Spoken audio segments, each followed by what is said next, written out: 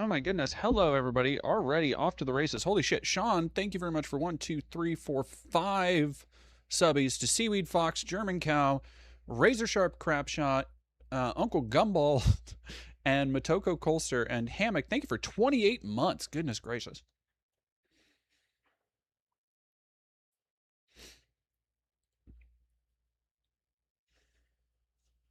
How are we doing today, y'all? It has been, oh, let me tell you, it's been a day already for me. Oh, it's been a day. I got, there's a fun, all right, so if somebody wants to help me out with, if we could put the Ko-Fi links in the chat, I am pretty low on money for a couple days because there was an issue with my rent that has now been fixed, but I am, yeah, it's just very annoying. I hate, I hate fucking rental companies. Spear Grayford, thank you very much. Hey, DD, last bit on the main channel was fired. Thank you. Yeah, if y'all haven't watched it, by the way, go check out the video I just did on the Mormon Church, the bricks and minifigures controversy, the history of Mormonism and their relationship to legal corruption, how they own everything on YouTube, how they own everything in Utah. That video, I put a lot of research and work into it. I don't know why it's not really catching on. Maybe it was because I don't know. I thought it would be far more in line with like what people want and expect from my channel, and it's kind of not doing anything. And maybe that's a algorithm thing. I don't know. But if you can help share it on social media, you can help share it on Twitter, on Blue Sky.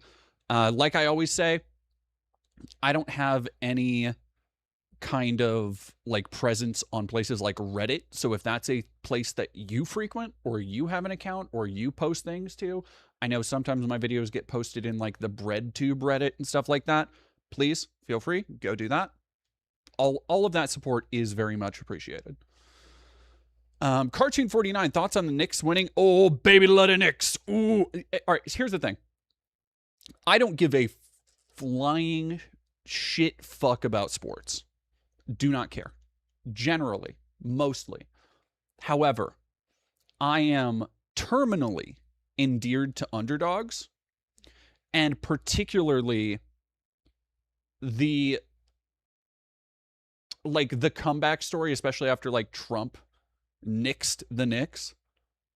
So I didn't care really until the last two games. I will fully admit to jumping on the Knicks bandwagon and not being, again, do not give a fuck about sports.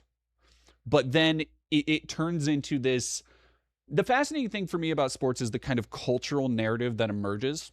And the more we're rolling around, me, somebody who has no knowledge or care about sports, understood not only what it meant for the community of New York, seeing things like Mom Donnie be like, yeah, we're going to play the Knicks game because we know how much it matters to people. We're going to play this shit on all of the like informational kiosks so everybody can get a chance to see it because there is this entire communal pride around it. But then also the kind of myth making of, this is the first time in 40 plus years that they've won, or that they made it this far, and if they were going to win, which they did. And all of that stuff around it, like it feels, and yeah, somebody saying it's very proletarian. It is this, somebody very astutely on social media kind of articulated this idea that the Knicks victory and the Knicks championship versus the UFC fight on the White House was a parallel vision of kind of two Americas, which I think is absolutely true. 53 years. Yeah. Yep. Oh my gosh, Silas the Raccoon, thank you for 1, 2, 3, 4, 5 gift subbies. And Cartoon 49, thank you for the $2. Goblin Culinarian, thank you for 50 bits. Recently sat down with the Backrooms movie and as a longtime fan of the source material, I found your video about similar media most helpful. Oh, thank you. Thank you. And El Salve, thank you for $5. How can you possibly have issues with rent money when you're already living rent-free in your hater said? See, that's the problem. That's the problem is I need them to be paying me. I gotta kick up to somebody. I gotta kick up to somebody. Oh. No, and like the guy, my mayor Muslim, my bagel Jewish, Pope's on our side, Nixon five, like that shit was hard to resist. That shit's hard to resist. Yeah, it's why am I dressed like Hillary Clinton? I'm not. This is like a drapery. Um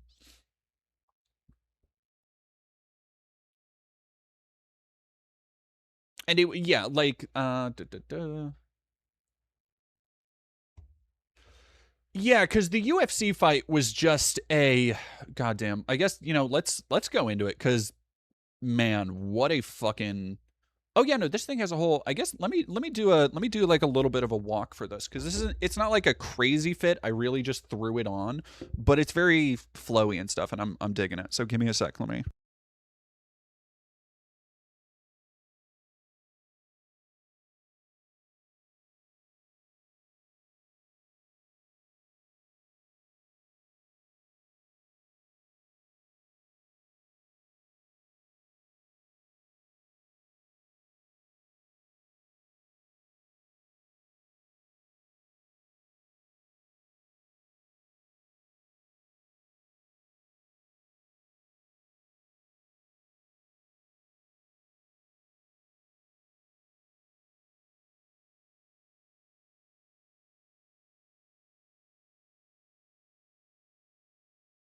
Oh shit. Sorry.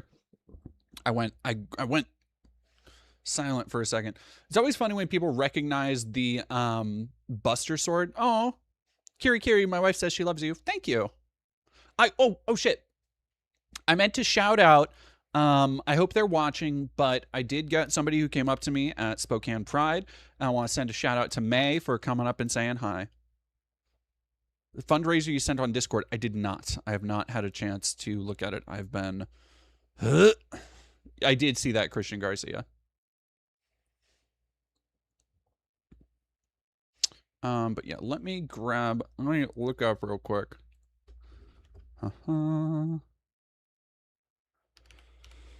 Yeah, the UFC White House event was just. Let me see. Daily Beast is gonna have a good summary, I'm sure.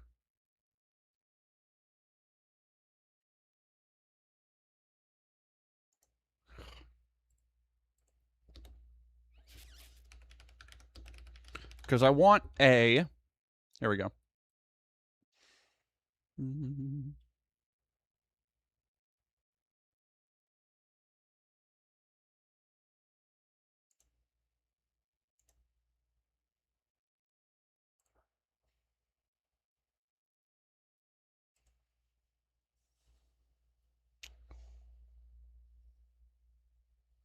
Man.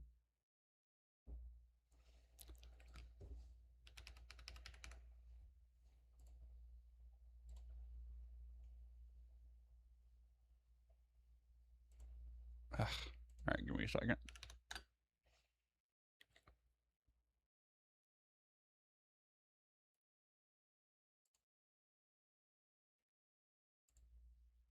I'm now explaining to my wife that you're a big deal. I'm not a big deal. I appreciate it, but I am not a big deal.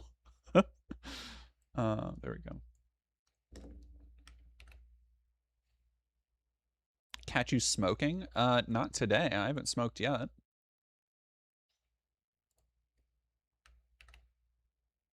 Oh no, this is a pen. This is a pen. I futz around with stuff on my desk. It's my unfortunate ADHD compulsions taking over my brain. Mm.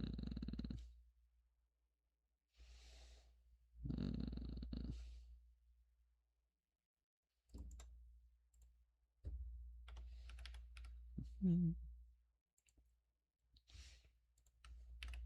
All right, sorry about that. Riddle me this, Batman. Why is it that some dude can constantly talk about how much he likes Australian painter and hates Jews, yet is constantly showing off all his hot girls who he's banged or is about to bang in chat every time we meet? Not only that the entire school loves him. At what point does his life become bad? Like, I'm not a bigot or hateful person, so I'd never be like him, but I get no bitches, Batman, explain. I'm willing to bet it's not good relationships. Like here's the thing. You can say the same thing about somebody like what the fuck is his name? Andrew Tate, right? Where then it came out recently that Andrew Tate sexually assaulted people, like, which we've known. We've known he's a fucking scumbag rapist for a long time. But those are the kind of people and examples that you should hold in your head when you're considering, like, oh, well, why do these people get... It's like, no. They are preying on women. They are preying on people and using them up and disrespecting them as humans, right? It is not... You do not look at somebody and be like, gosh, why do they get all the... Because, like, they're not having good relationships. They're not having mutually beneficial relationships anyway. Like, come on. Come posting pod. Want to smoke some camels with me if we ever hang out on some Fosse shit? Absolutely.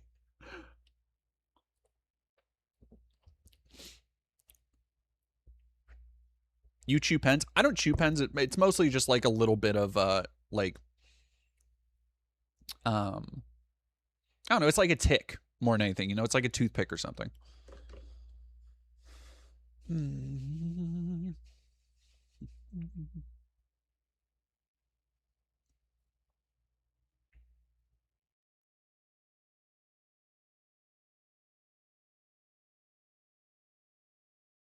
Hey, composting pod. What up, gangsta?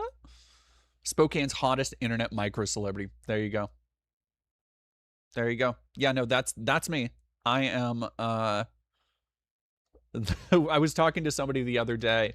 I was talking to some friends the other day, and they were reminiscing because I met them at or I know them from like a local Magic group, but they knew me before we like started hanging out playing Magic together. They knew me from videos, and they were like, oh my gosh, it was so crazy, like seeing like a you know, somebody who they thought was an internet celebrity.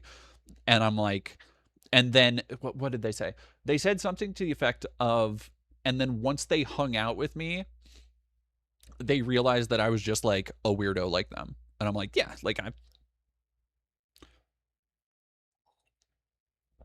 I am not... I don't know if people have this idea from other like streamers and content creators that they're like very much, you know, content brained and all that shit, but that's not for me, not my bag. No, you got Spokane, right? You need to get to Fairy Dragon. There's nobody who's saying they need to get to Spokane. What are you talking about? All right, let me read these real quick. El Salve, oh my God, thank you for $50 for rent money. Brutus Magnuson, thank you for $10. Just want to point out that the chatter, liberal, as the study put it, men have more partners on average than conservative men. Well, and okay, so that I think is also a different thing, because there's going to be there's going to be a skew there, right? Where it's like liberal men and people who are more amenable to casual sex, like liberals are, yeah, they're going to have more partners, but that doesn't necessarily equate to more relationships, right? So that's, I don't know. It's a weird conversation.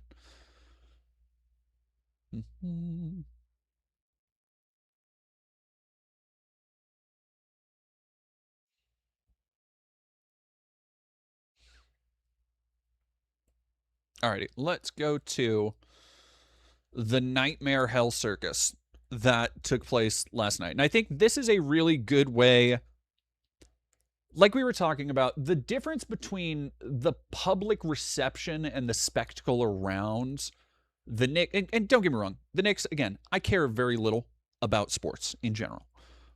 But seeing people from all different boroughs, from all different places in New York, from all different places around the country, come together and be communally excited about this, it is such a difference in sentiment from what is the most bread and circuses shit I've ever fucking seen. Oh God, TTBN, we gotta talk. Yeah, the Xbox shit. Man, that'll be a that already pissing me off. Already pissing me off.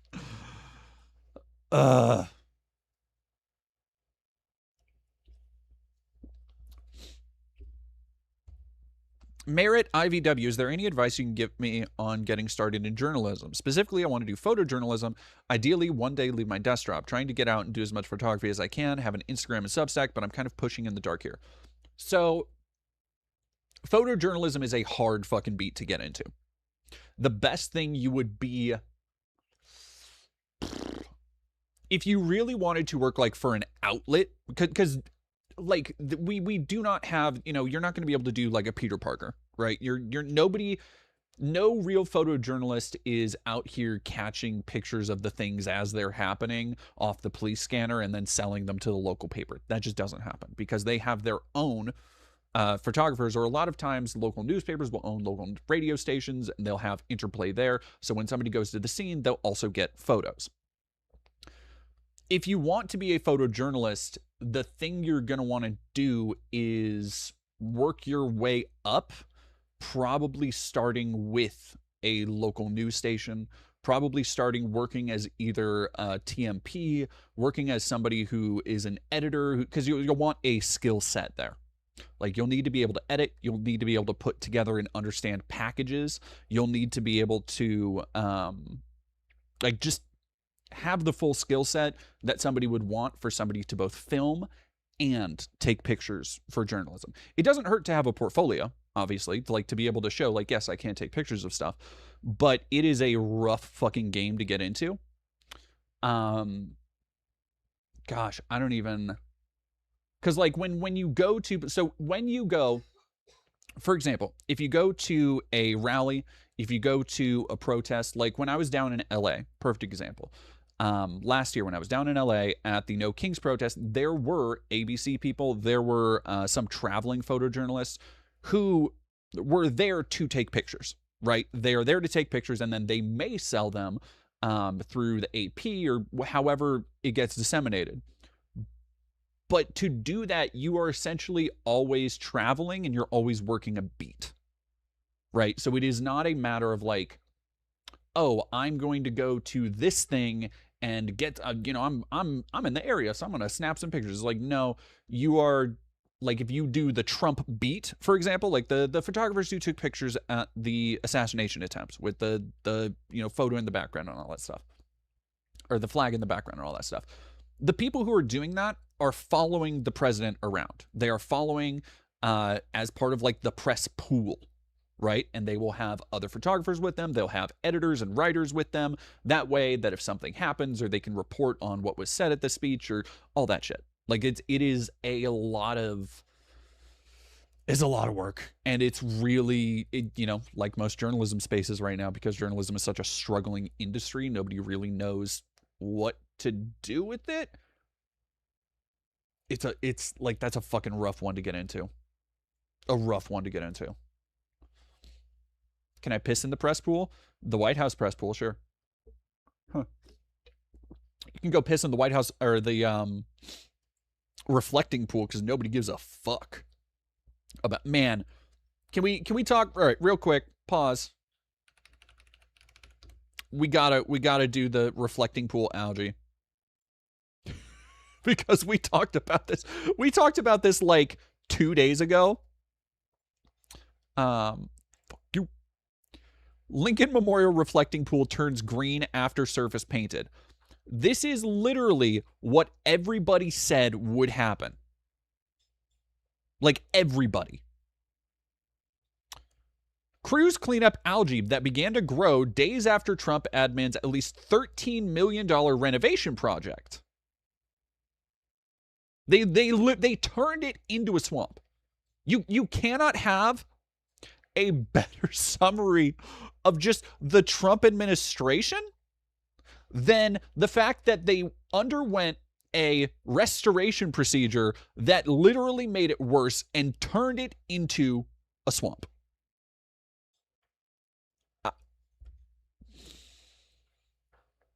Man.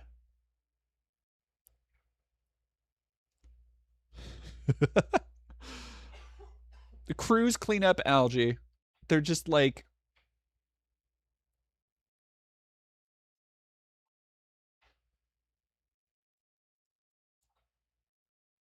goddamn, dude. Oh, that looks fucking. Oh. See, I've seen it up close, but I haven't seen like any good green reflecting of that. That. Oh, that looks fucking heinous.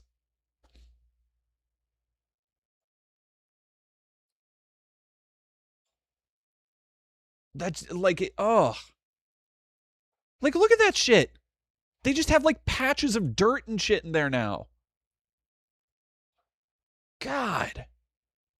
No, and they did. They ruined the reflection. Unfucking believable. I.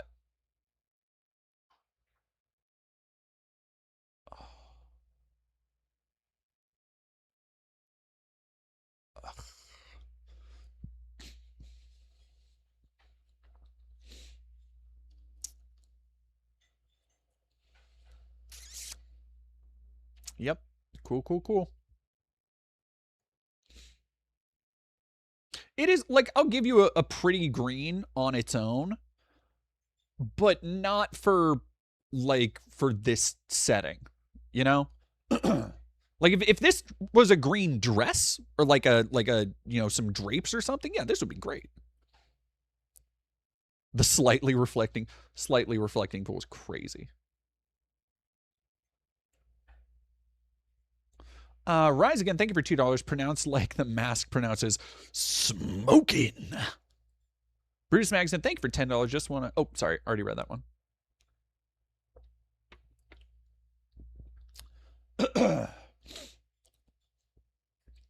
Alrighty, chap. So, we all knew that the UFC event, which has been a long gestating personal project of the president for his big birthday bash, we all knew it would be an embarrassing spectacle just on the face of it, right? It's not a great look. It is a fitting look for America. It's what we deserve, honestly. But it's not a great look to have the fucking motocross riders with the most flaccid pyrotechnics you've ever seen. Like, it is Trump's constant egotism rubbing up against the reality of what his ambitions look like. And we saw this with the military parade, the quote-unquote military parade last year, where he thinks that the world will just bend to his whims and that we can manifest something that lives up to his delusions of grandeur. Like he will just snap his fingers and be able to put on a show that is so stunning and great and awesome and like all this shit. But then the reality of what's physically possible sets in, and you get these rinky-dink, tacky Walmart parking lot displays like this, where they set up what is essentially a fucking traveling carnival arena on the White House front lawn, that no matter how much you try and zhuzh it up, at the end of the day, it is still a UFC arena on the White House front lawn with tacky banners and fucking Michael Bay-ass planes flying overhead and Bud Light advertisements.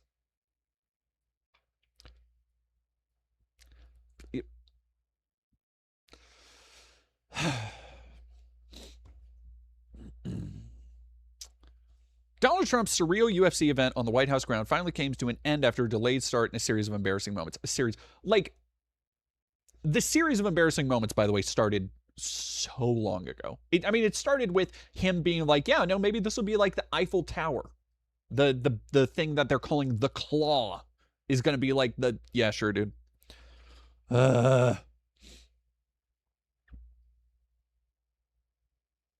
Jesus wouldn't tap shirts as far as the eye can see.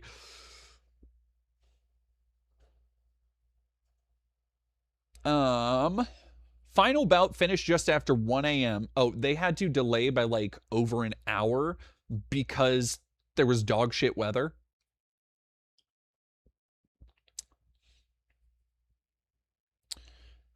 Major upset by defeating whoever the fuck. Undisputed lightweight champion. Shook Trump's bruised and makeup-covered hand moments after winning the fight. Oh, wait, God, I wish I could hear Trump's...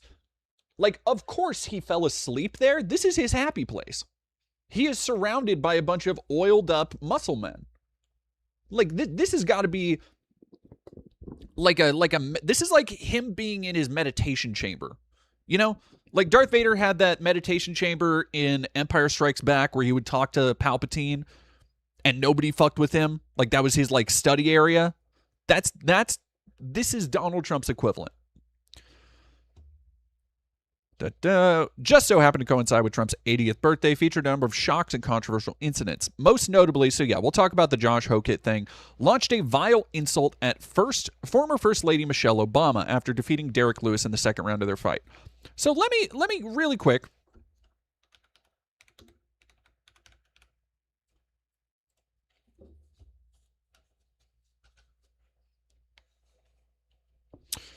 This white trash cousin fucker. If you didn't see it, and I do want to give a little bit of a content warning for this, honestly. Josh Hokit stole the show at the Saturday morning weigh-in. Blah blah blah. Here we go. Hokit seemingly pretended to throw up as he dribbled a sick-colored liquid from his mouth. So what? Maybe I was drinking last night. Who wouldn't be? I've got a giant black man who wants to knock me out. He has the most knockouts in UFC history. Where's the fucking video of that shit?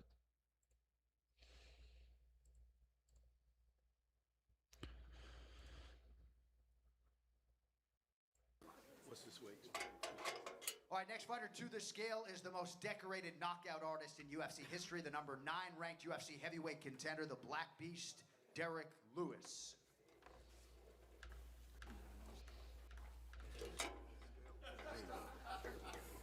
Stay up. Sorry. Tell me I broke it. I have the official weight for the Black Beast, Derek Lewis. Thank you, Derek. Ollie.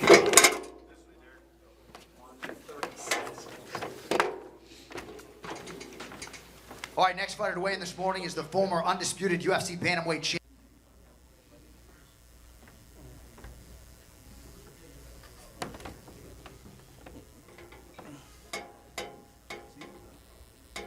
So what? Maybe I was drinking last night. But who wouldn't? Who wouldn't be? I have a giant black man that wants to knock me out. He has the most knockouts in UFC history. Be still, Josh. Were you guys 2, looking 3, at? 1. Now, I don't know if this is a bit. It could be. Honestly, somebody said he pretended to do that shit. It doesn't really matter. I don't really care. Also, don't think I didn't fucking notice that the news article omitted that he said specifically a black man trying to knock me out. Come on, man. No, yeah, G-Pop Zhao, I think I think part of it was him fucking playing it up. Now, that was, understandably, fucking embarrassing. Yeah, no, cruise control for cool. The article only said a giant man. No, he specifically said a giant black man. So here we go. This is him after winning his match. Looking like fucking Timu Bass from Dead or Alive. And lastly, Michelle Obama is a man. Am I right, America? Ladies and gentlemen. Classy. Classy.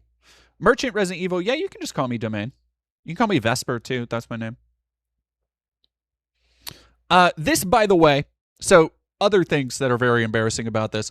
You had to be a subscriber of Paramount Plus to watch it. Larry Ellison's own Paramount Plus.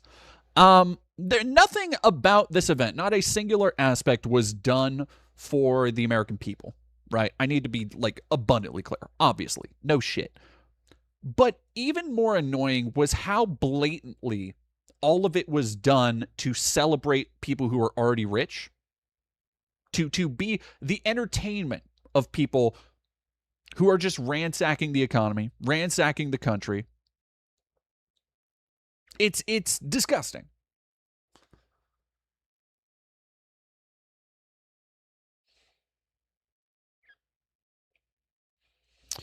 Embarrassment, subtle, blah, blah, blah. Here we go.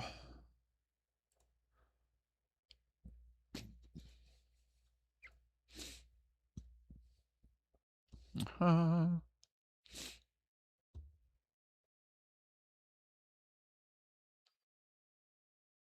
this is just a regurgitation. No. Ah, shit. Where the fuck did that go? Damn it. There we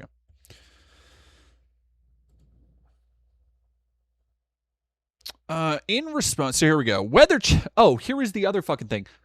The White House, which I'm assuming it was Stephen Chung, were beefing with the Weather Channel over this, by the way, which was just as with everything Trump is directly involved in, it was a constant clown shoes clusterfuck of just one thing after another. We'll get to the Eric Trump insider thing, by the way.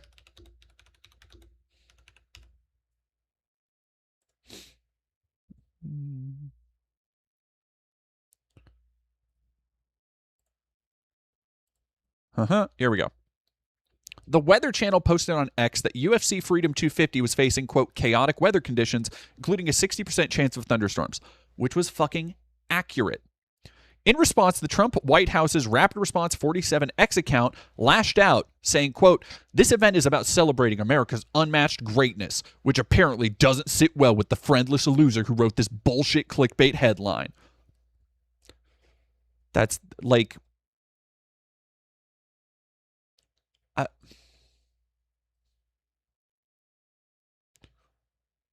Like what? I feel like I'm saying it every stream at this point, but it truly is unbelievable how detached from reality people are to think that this is shit girls would get mad at each other on Facebook in middle school over. Levels of petty shit. Just a complete lapse of even the thinnest veil of professionalism. And when I say that, like, no, this is the America we deserve, it really is. Like, it is laying bare the core darkness of liberal democracy for all to see. And people don't like it, but I need people to look at it. I need people to understand it. This is what America has always been. And most people just hate that it's so out in the open now. Despite the angry outburst, the first fight was delayed by an hour, blah, blah, blah. Blah, blah, blah, the claw. Like, it just... Look at this shit, man.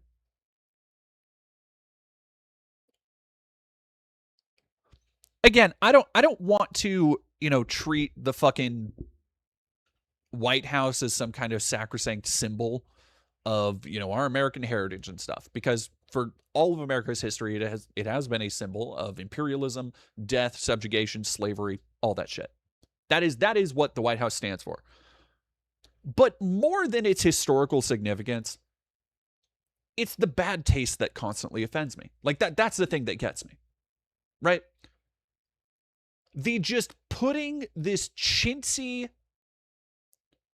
jerry-rigged fucking... Like this looks like one of the rides at the county fair my mom wouldn't let me go on, because she's like, no, that's how people die, is going on those rides, because they take them down, they put them up, they don't put enough. Like, that's what this looks like. Not even inside of the historic complex was safe from preparations. On Sunday, they shared photos of how the Eisenhower Executive Building had been transformed into a makeshift locker room. I hadn't seen this. Jesus fucking Christ.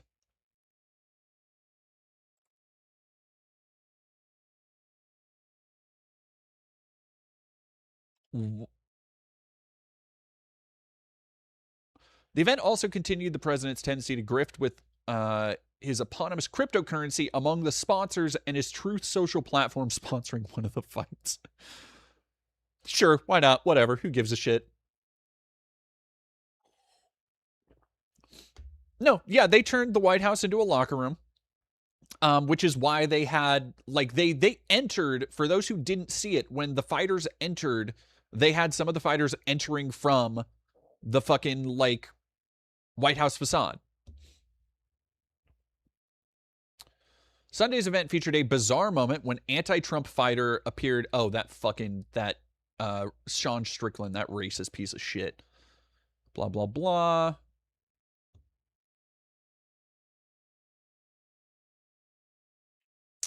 Let's go to... Here we go. Here's another thing that they didn't bring up. Daniel Cormier posts deletes DMs from Eric Trump asking about rigged UFC White House fights. Daniel Cormier posted on X that Donald Trump's son has tried to pinch him for insider betting info on the UFC Freedom 250 fights. However, both sides have since denied the authenticity of the post. Let me tell you. Bullshit. Bull fucking shit. No. Like, you don't get to... Of course they deny it because the president or the president's family put pressure on him. Of course he's going to fucking deny it.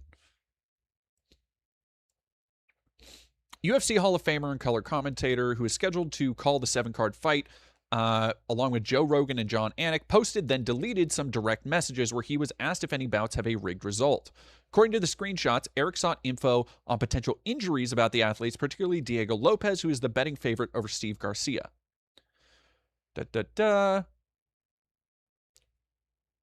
Which was captioned with Cormier stating he refuses to stay silent and will not tolerate this type of insider behavior, and shame on anyone trying to ruin this beautiful event.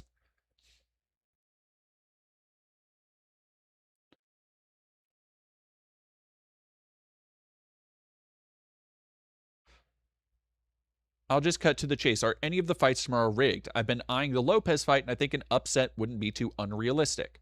No, none of our fights are rigged. Honestly, I am appalled that you would even ask me something like that.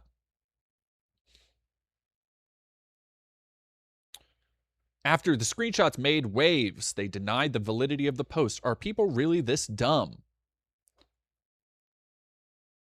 This is completely fake, Eric wrote. I have never reached out to Daniel. In fact, this is scary. Why is it scary? UFC officials did not immediately respond. No shit.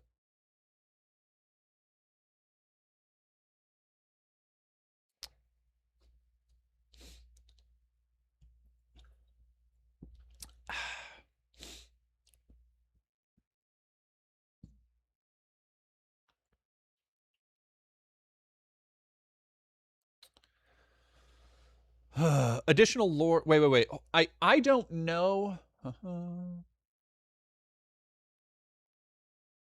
Wait, Shushiara is that true? I don't think I saw that part of that video. Elsabe, thank you for $2. Come on, Vesper, you missed like 3 super chats. Oh my gosh, sorry, I'm reading here. Uno was here. Thank you for following. Shushara, just saw the highlight of you reacting to Andy Pants. There's additional lore that makes him even more embarrassing.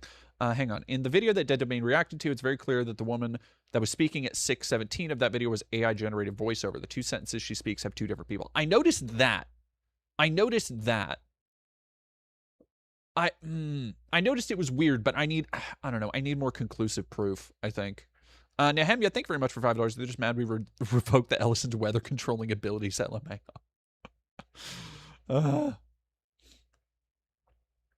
Alrighty. Let's get it. This is...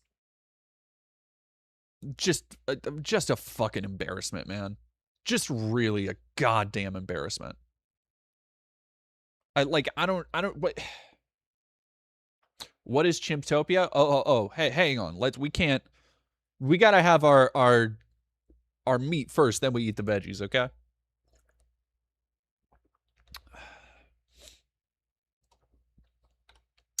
What the fuck would I...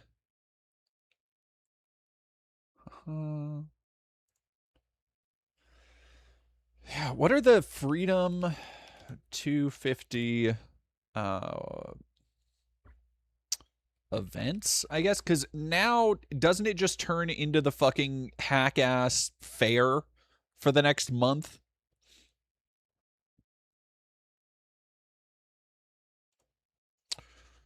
Yeah, whatever. Everything is just so fucking tacky, dude. Countdown to America's 250. Yeah, whatever. A full year of festivities, which begin on Memorial Day and will continue through the end of... what? 2025, which began on Memorial Day. Sure. We have created a new public-private partnership called Freedom 250. So this is a way to say that you are using Trump's businesses and business connections, very likely to, if not self-promote, profit off of this. Because you're able to, I'm sure somebody is working to make contracts.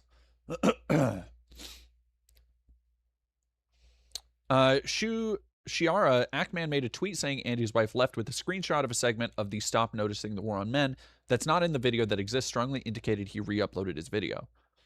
Interesting. Interesting.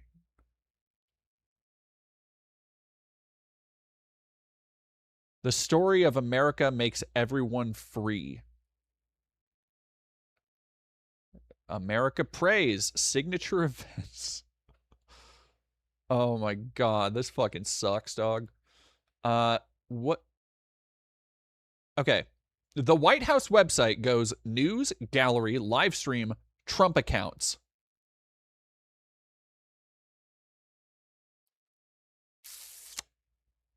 Yep.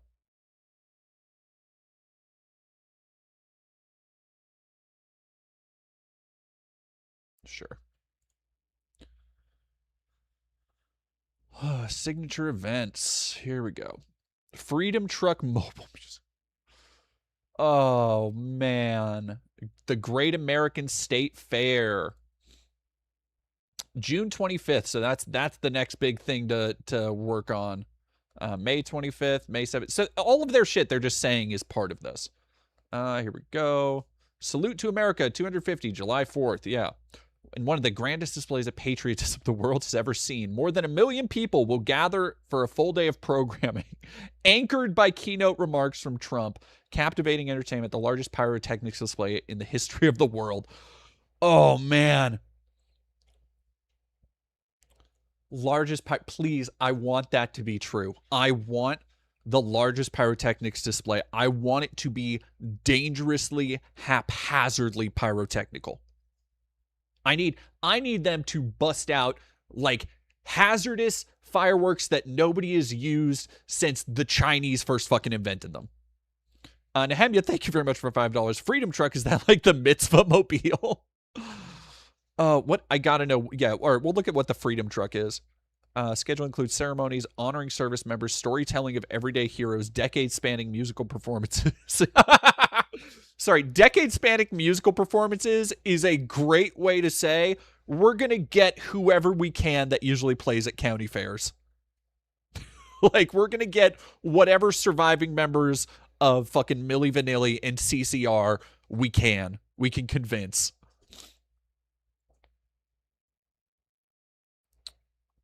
Sweeping national showcase of history, talent, and spectacle. All right, let's see. Rededicate national prayer event. Freedom Truck Mobile Museums. God damn, dude. All right, no, we gotta check this out. We gotta peep this real quick. What do you want to bet AI was used in this shit? Almost certainly.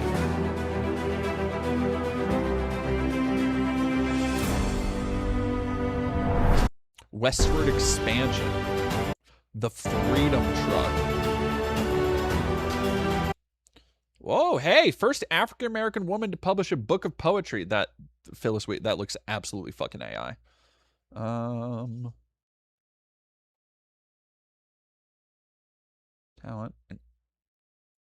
God damn. That's fucking dark, dude. That's fucking dark. Here's the story of Phyllis Wheatley. Born in West Africa around 1753, she was kidnapped and enslaved as a child, brought to Boston, and purchased by the Wheatley family. And here's where they get you're thinking to yourself, well, that sounds like DEI. That sounds like talking about the brutality of slavery. Aha! Not so, because the next is they recognized her talent and educated her in literature and classical studies. At just 20, she published poems on various subjects. So what they are saying is that no, the white people, we gave them so many opportunities. Like, look at how benevolent the fucking whiteys are.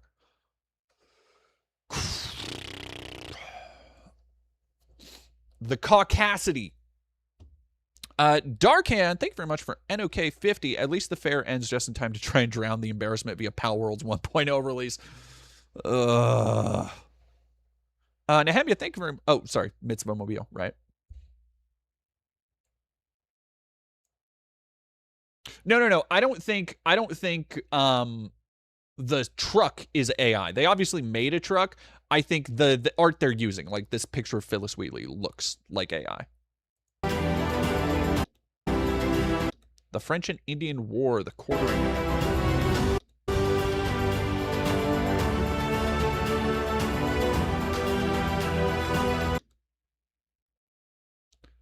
Are you a loyalist or a patriot? Christ, man.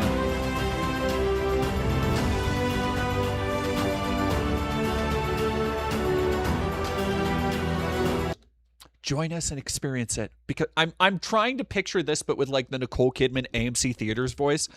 Join us and experience it. Because our freedom has a story. That's woof. That's rough. That's rough. Ugh. God damn, y'all. All right, Great American State Fair, International Navy Review, and Sailforth. No, what? No, thank you. What the fuck was that? No, show me the signature events or whatever the fuck. Patriot Games National Competition, Fall 2026. Celebrating high school athletes. Yep. One male and one female athlete will split a $250,000 prize. Sure.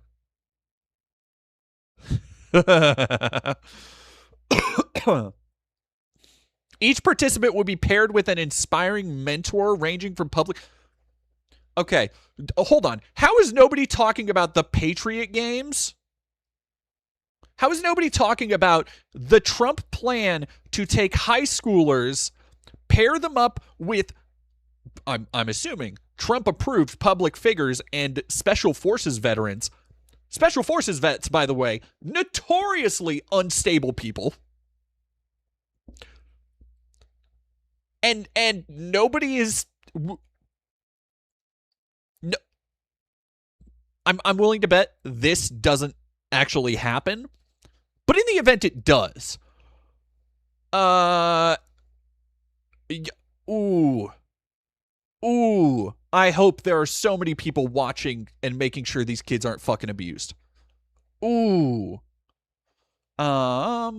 Shushara, thank you for $5. I thought woke and DI was destroying America. Isn't it funny that they're doing the thing they're accusing leftists of doing, rewriting history? Oh yeah, no, it's because our history is awesome and based, and we're super cool and have never done anything wrong. And if you don't love it, you can leave it. And these colors don't run.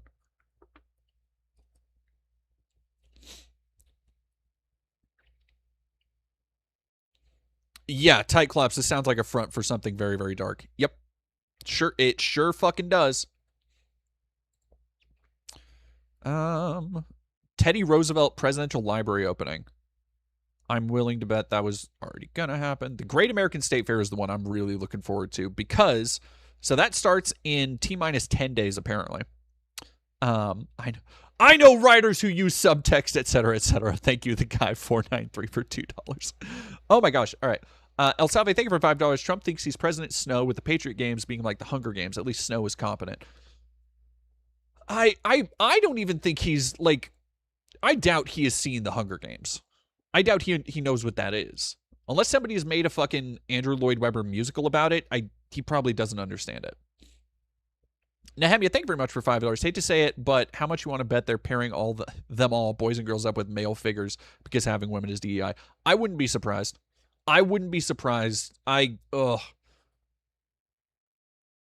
I really like that Patriot Games thing. Fucking, that gives me the ick in a real rough way. Here we go. A Most American Fight Night from Washington Post. Here's Michael Chandler waits in the grand foyer of the White House before his lightweight bout. Look, the White House, and it's fucking this painting Trump has, which looks like dog shit. It's just a fucking tacky repainting of the picture. Ugh. I feel the need for continuing further to make it clear I actually have no problem with the concept of MMA at the White House. I do, dog. I don't know where any of you were when Conor McGregor challenged Floyd Mayweather, but I was hosting a pay-per-view pizza party at my house. I have watched the early 90s matches, blah, blah, blah. So, okay, whatever. This is a dude who's establishing his bona fides.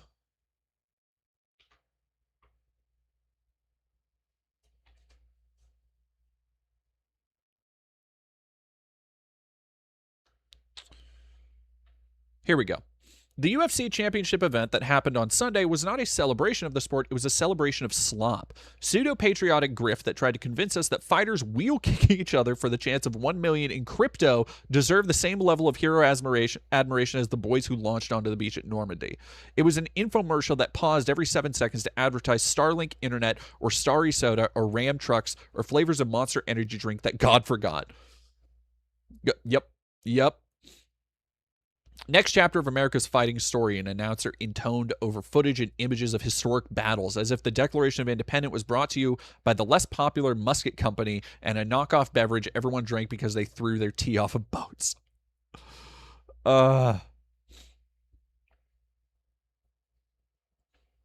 The U.S. Marine Band, long known as the President's Own, soundtracked the whole event in what was surely its weirdest gig of the season, and blessed Staff Sergeant Hannah Davis, a young black woman, for listening to that disgusting statement about Michelle Obama and then immediately singing Superstar so Sean O'Malley could punch Ayman Zahibi for 5 minutes.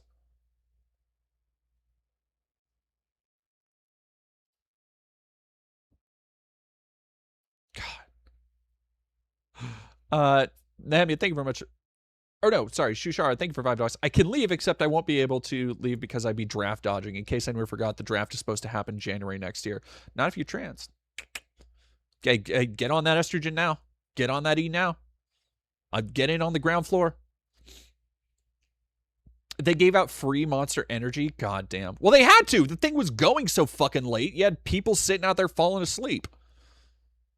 Ugh.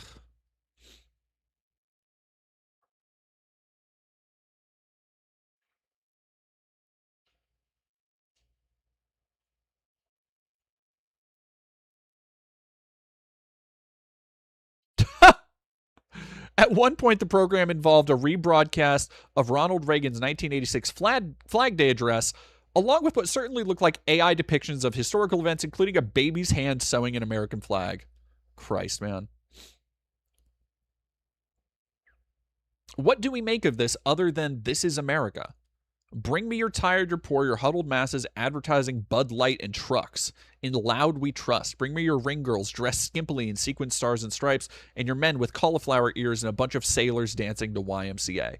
Make this all happen at the beginning of Washington, D.C.'s Pride celebration so you can watch two men wrap their legs around one another, press their sweaty, heaving chests together, and wonder whether you are ticketed for the correct event.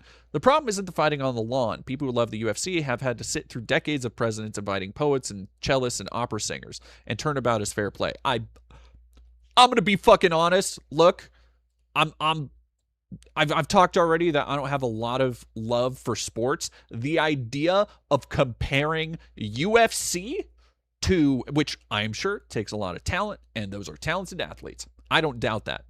But the idea of comparing that to opera singers, cellists, painters, poets is fucking insane. Uncle Simric, thank you for $5. We're going to have combat sports at the White House. We should stick with tradition and the POTUS fight. Oh, yeah. Now we're talking. Now we're talking.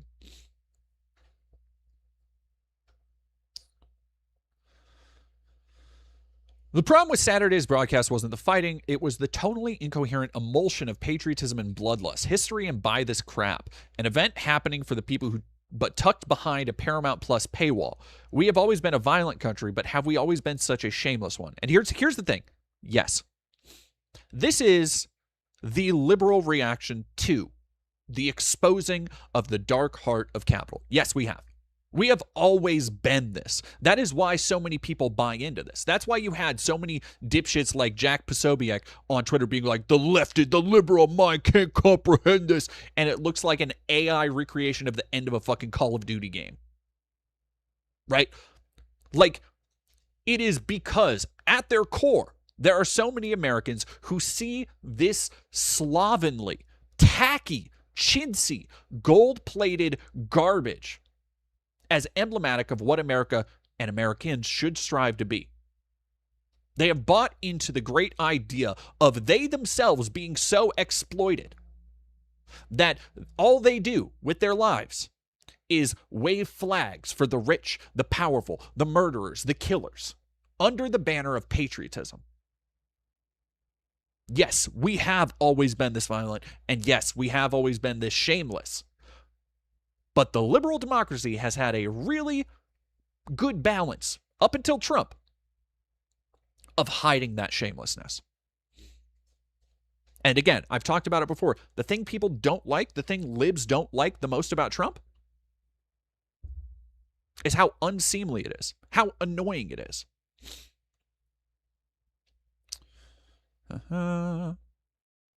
Final fight of the evening was a title match between American Justin Gaethje and Georgian Spanish Ilia Topuria. It was an absolute massacre. Blood poured from Topuria as he staggered around the octagon, eyes nearly swollen shut, as announcers ecstatically shouted phrases like absolutely battered and huge protrusion.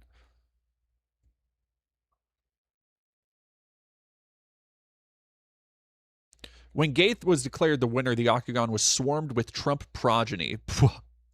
Calling them progeny is fucking... Yep, that was pretty good. Gaethje eventually wandered into the green room of the White House and plopped down in his sandals, naked from the waist up except for his prize belt and an American flag, to talk about his hometown in Arizona, as a portrait of Edith Roosevelt looked down upon what the 21st century hath wrought.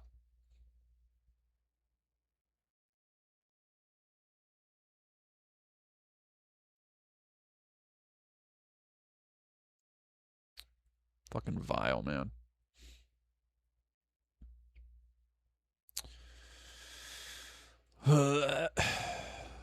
Arizona, as we called it when we lived there, dry Florida. That's unfortunately true.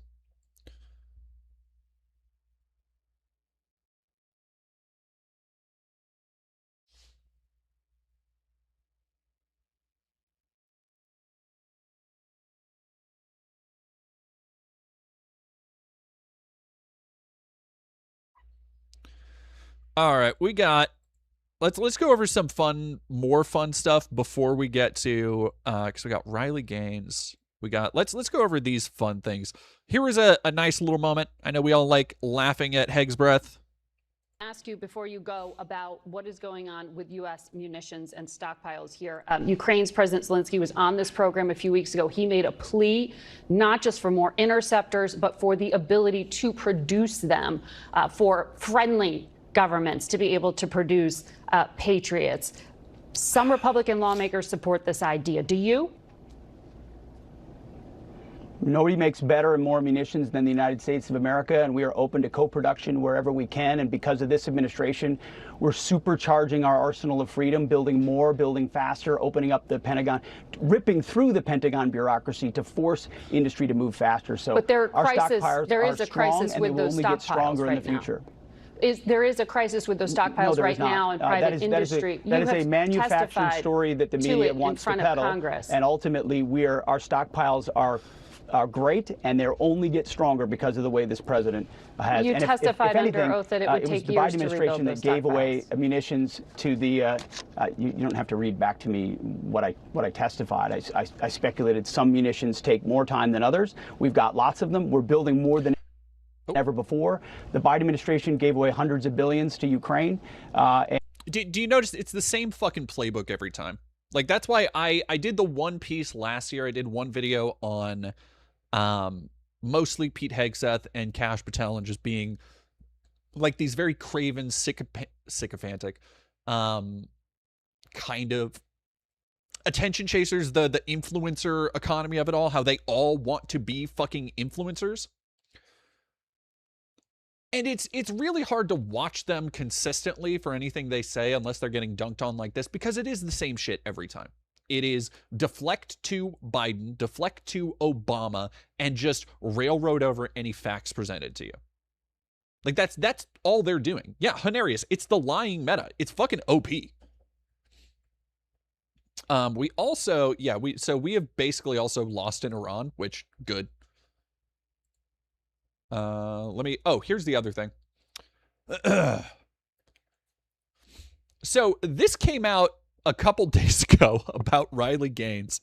Axel XYZ321, thank you very much. Can I briefly derail to ask how to reach out to you about some worker organizing that's local that you could that could really use the coverage? Yes, so email me at my contact email. If you're on Twitch, if you go over to YouTube, I have a contact email that you can reach out to there. And it's deaddomain@gmail.com. Of course, thank you for reaching out. Wade Segura, thank you for 25 months. El Salve, thank you for $5. Now imagine wokeness officially declared a religion. Oh, just so it can be banned. Fucking, they don't give them any ideas, because they might try doing that kind of shit. Nehemia, thank you for another $5. For a fun story, do you want to look at the Brigham Young University Virginity Club?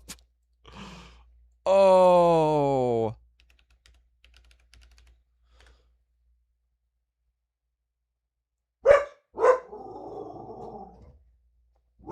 Yes, I do want to look at that coming next. But first, we gotta watch. Hey, you. Come here, you.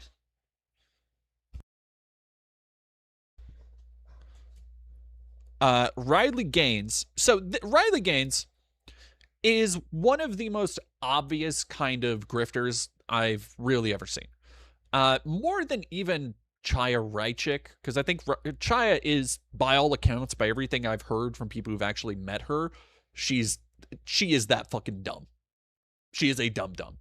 Riley, I don't think plumbs quite the depths of stupidity that Chaya does, but I think she is likewise, in the same way you see with Laura Loomer, just will say literally anything as long as it's in line with the Trump platform. Like, she is a very dependable workhorse when it comes to being a conservative influencer.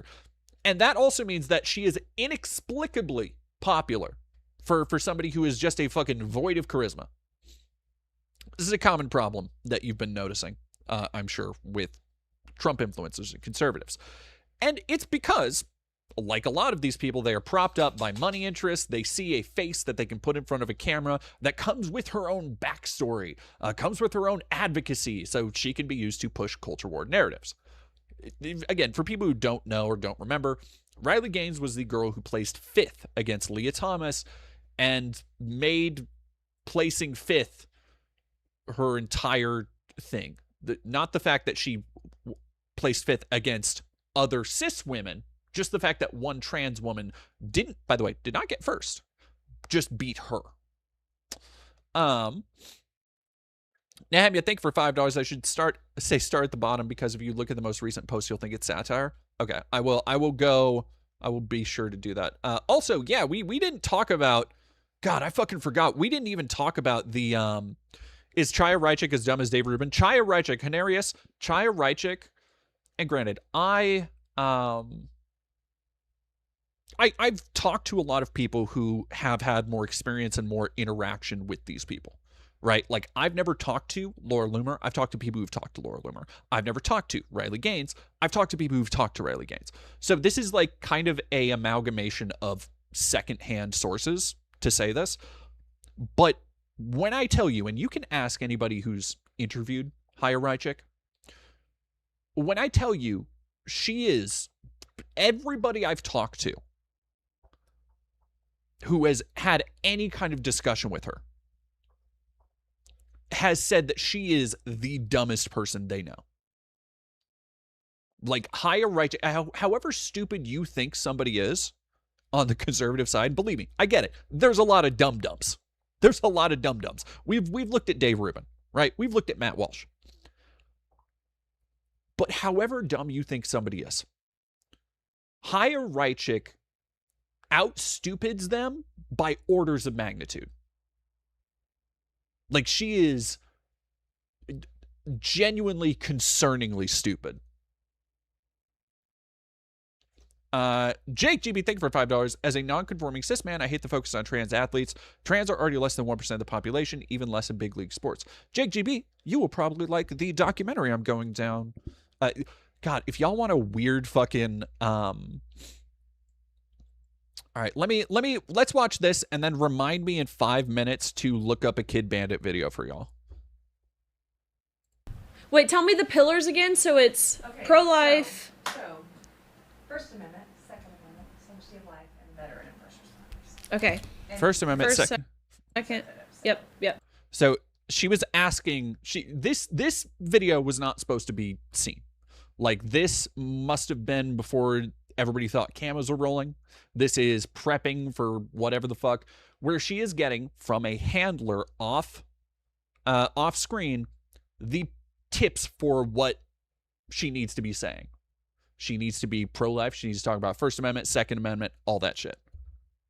Yep. Cool. The First Amendment, the Second Amendment, the sanctity of life, our veterans, I feel very passionately about.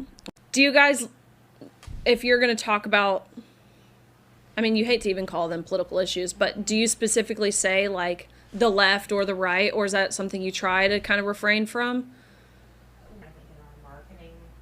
Like, if I were to say something to the effect of, like, the left is still doubling down. Yeah, you can say that. Okay, I've heard you introduce from the beginning, so. Okay, first, that's what I needed to figure out really quick, is when I first, I mean, definitely over a year, though. I would say, can I just say that, like, around 2 years ago? Yeah. Wait, tell me the pillars again. So it's pro-life. So, First Amendment, Second Amendment, sanctity of life, and veteran and first. First Amendment, Second Amendment, pro-life, and veterans. God damn, dude. Okay. And First, second. Yep. Hello, my name is Riley Gaines, and I'm a very, very proud Patriot Mobile user. And I have been for about 2 years now. Unfucking believable. Can I just say around 2 years? Ain't no fucking way. Ain't no fucking way. That ending bit is, well, it is an ad. Junie the Taurus, it is an ad. It is tailor-made to throw red meat to the Trump base, to the people who are already into this shit.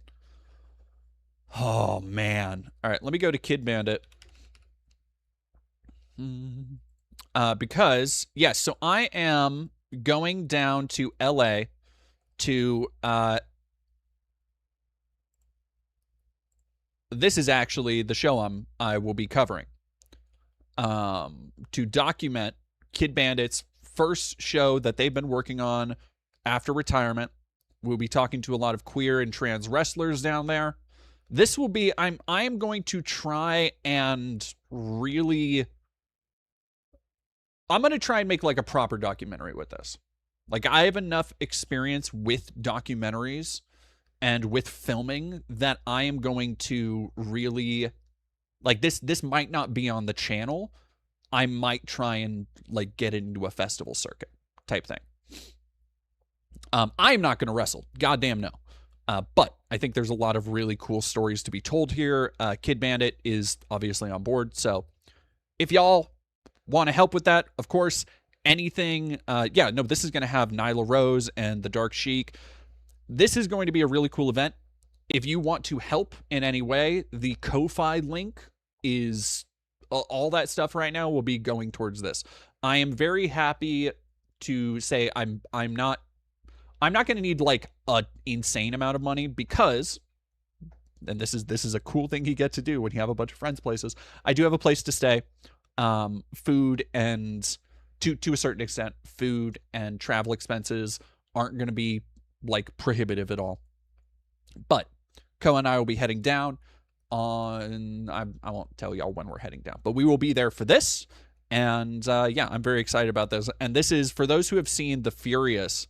Here's a cool thing that Bandit shared today, of them doing kicks with Brian Lee, who, if you haven't seen The Furious, go like stop what you're doing, go to a theater, go make sure it's playing in your AMC. Like as many fucking people have been hammering on the back rooms and Obsession, I need that same energy for The Furious. I need it, y'all. But here is Bandit practicing kicks with one of the stars of The Furious, Brian Lee. It's fucking Brian Lee. Today's been amazing. Thank you so much, bro. Yeah. Thank you for. And so that was, I saw that and I called Koa over. I'm like, Koa, because Koa loved The Furious too. And so that was just a really fucking cool moment. I'm so excited to go down there. I'm so excited to be able to, because I've talked about it before, but I am tired of doing massive, like these big high effort projects that end up being real fucking bummers. You know, like the one where I went to Trump's inauguration. Well, that was kind of a clusterfuck for reasons outside of my control. But that was a bummer. The going down to the protests in LA, that was a bummer. And then doing this, I think this will be the first kind of documentary project I've tackled that will be focusing more on community, focusing more on positive change and looking at this sport through the eyes of the people that have been affected by it, and I'm very excited about it. So right now, The Furious is a movie playing in theaters right now that y'all just need to go fucking see. So we're gonna play it one more time. It's fucking Brian Lee. Today's been amazing. Thank you so much, bro. Yeah, very fucking cool. Very fucking cool. So yeah, and if you haven't, by the way, check out, I did a interview on the channel recently with Kid Bandit. Go check that out. And then go follow Bandit on social media and stuff too.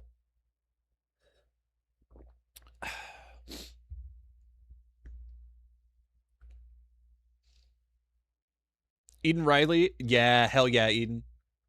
No, everybody, literally everybody I've seen go to The Furious, like go just look up The Furious on fucking or look up Now Watching on Twitter, and it is nothing but people being like, yeah, now I'm checking this out, and then 2 hours later posting, oh my god, that was the craziest shit I've ever seen. You have to fucking watch this. So good. Unbelievably good. Yeah, Uncle Simric, I'm not what would it take for you to transition to a documentarian full-time? Probably double the income on Patreon, honestly. Like, it is... The thing about being a documentarian, and the reason I do documentaries so rarely as it is because it takes time to, A, find a story, B, I have to be able to go and track down the story, and for a lot, like I've never been able to, well, I guess I did it for going undercover at CPAC, but it's not an easy thing to be like, oh, you know, I'm going to go, like the raid in LA.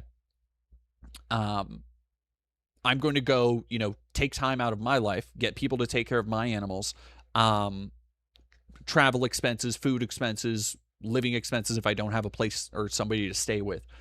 All of that gets prohibitively expensive very quick because I run a pretty shoestring budget on a lot of stuff.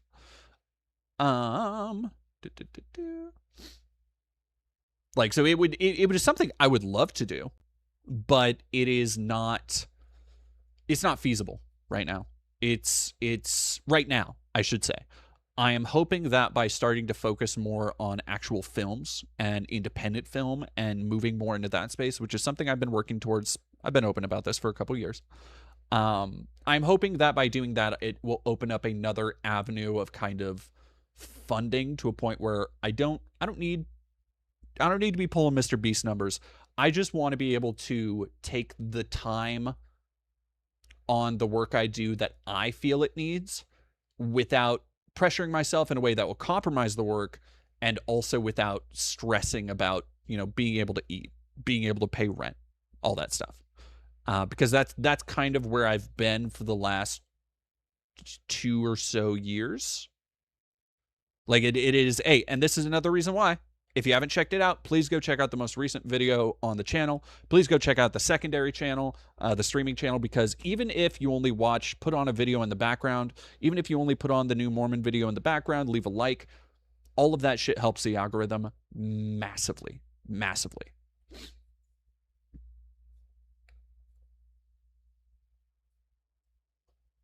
Oh, thank you, Marmot King. Your Satanic Temple video was awesome. It's how I found you. That's one of my favorite. I liked that one. That was one of my like favorite little stylistic exercises. I wish I had more of an excuse to do like dress up stuff in documentaries and stuff, but that was fun. Ambry Uwu, Empire Uwu, is The Furious a high movie or a sober movie?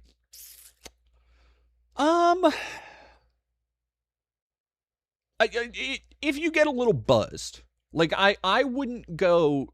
Don't get like fucking blazed high. Like, do not, you know, where you're cognizant enough to tell what's going on, but like a little buzz, it could probably, like, I think it would be a cool experience. Thank you for $5, Jake GB. This regime murdered a veteran for practicing his First Amendment and Second Amendment rights without breaking any serious laws. Yeah. Yeah.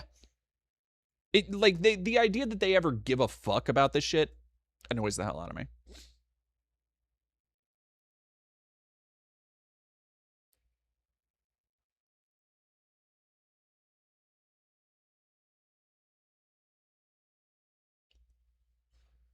John Doe, am I trans? Yes, I am.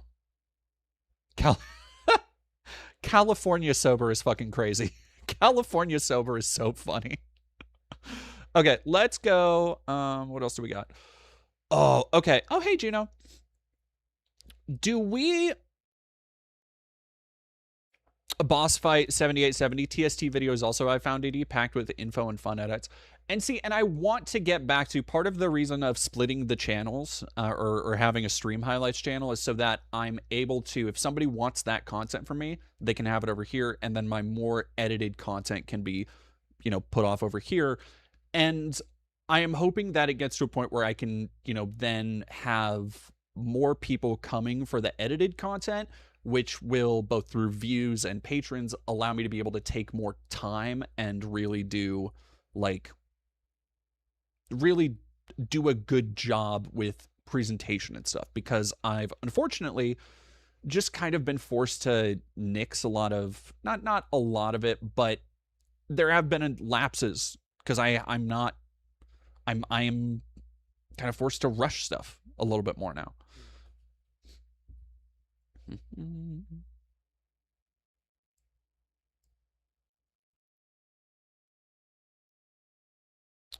God, do we want to... Okay, so I am not the biggest user, for example, of animation Twitter, right? I'm not an animator. I'm a writer. I make movies. I'm working to make movies. So there is some overlap between that and creative indie projects. I know a lot of really cool artists. Like it's a very, you know, there's a slight Venn diagram overlap. However, when the Kickstarter for this show called Chimptopia came out a couple days ago, I've never seen such a backlash. Just immediately. And all of it, by the way, completely okay. Not Chimptopia. The backlash, I'm on board with y'all. Like, if you're backing Lash against this, oh. But you know, dear, my plug gave me an 1/8 of a strain called Obama Runts as a birthday present. I'm scared but intrigued. Yeah, I mean, that sounds like Obama, scared but intrigued. I hate to say it, but Chimptopia looks like an Eddsworld ripoff. I don't know enough about animation Twitter to confirm a lot. There's a lot of like indie animation projects that, so things like Amazing Digital Circus, things like Has-Been Hotel are examples of indie projects that broke out into a very mainstream popularity, right? There are so many cool indie projects that I'm just not knowledgeable enough about to talk about, where I will see something, you know, here's a new series and it's this, or we're trying to get this funded and the animation looks cool and smooth and unique and all that stuff. And I just don't have enough time to like look into it, right? And this is, I also don't have a lot of experience with Kickstarters, whether that's for games, whether that's for movies, whatever. So when I saw this, and I went looking for it because I was like, I got it. Like, what the hell is Chimptopia?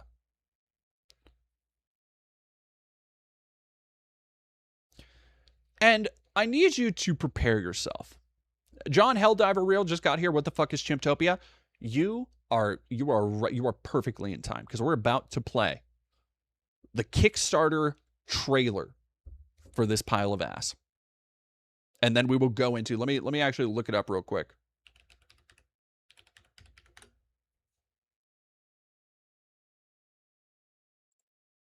Wait, hold on. Is there? Yeah, I see it. Oh, man. Okay.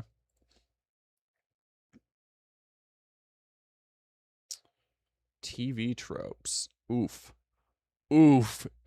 Fucking having a TV tropes page before you even get a pilot out is nasty work. All right, we'll go to that. But first, we got a couple other things to go through. So I want to say, I get, as somebody who's worked with what limited means I have to make content as well as I can with a team of one, I get the struggle. You know, who amongst us has not looked back as a content creator on videos in the past and been like, God damn, my audio quality was scuffed. So I try not to be too mean about it, but listen to this shit. Hey, buddy, what kind of cartoons is it going to be like anyway? So, first off, if you are making an animated pilot, if you are kickstarting, if you are asking for people's money, if you are putting forward a product saying, hey, I would like to make this. I have a team of people. I would like to make this. Give us money. Get an actor. Get a voice actor. Like, just one off Fiverr. Just fucking, like, anything, right? Get somebody with a professional voice acting mic.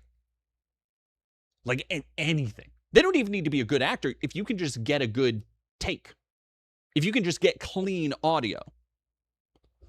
Isn't that the same Dino from Game Overs? So here's the thing. Again, I'm not the most versed. I've heard of Game Overs. Game Oververse. Game Oververse? Game Over. Game Overs? Game Overs? Whatever. I've heard of it. This is meant to be a very snarky takedown of shit like that, which is, here's another thing,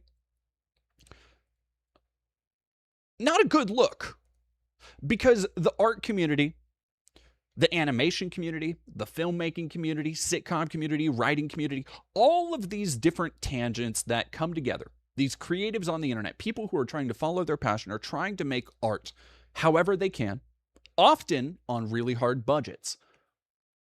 There is this sense of camaraderie that even if something isn't for you, you still want to hype other people up, right? Even if you don't like the style of something, even if you look at something and like, this isn't really for me. The simple fact that somebody worked hard to create something inspires so many other people in those spaces to be like, this is fucking rad. You should check this out. With also the understanding that that kind of camaraderie is how a lot of other people may find your shit. If you're making something cool and you go out and share somebody else's thing, and then they come and look at your stuff and they're like, oh my gosh, no, you're making cool stuff. That's how it should be. You shouldn't be opening your pitch to get money. And this, by the way, this is before, like, this goes weird places. This goes places with like Nick Fuentes and shit. So like, buckle the fuckle in, because we got some runway here. But if your first impression is to shit talk other indie animators, you are isolating yourself from 99% of the people you are then going to ask them for money. At which point I can only say, what the fuck are you doing? Because this comes from a very much, and we'll see here, as a lot of other people have noted talking about this seems to come from a very centered place of being just snarky assholes in the way that old 90s video game commercials used to be.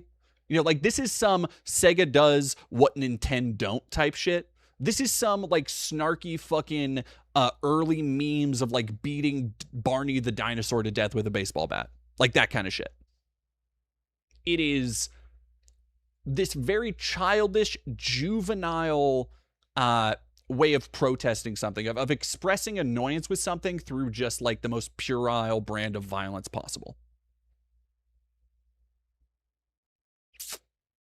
And which is what we're going to see here.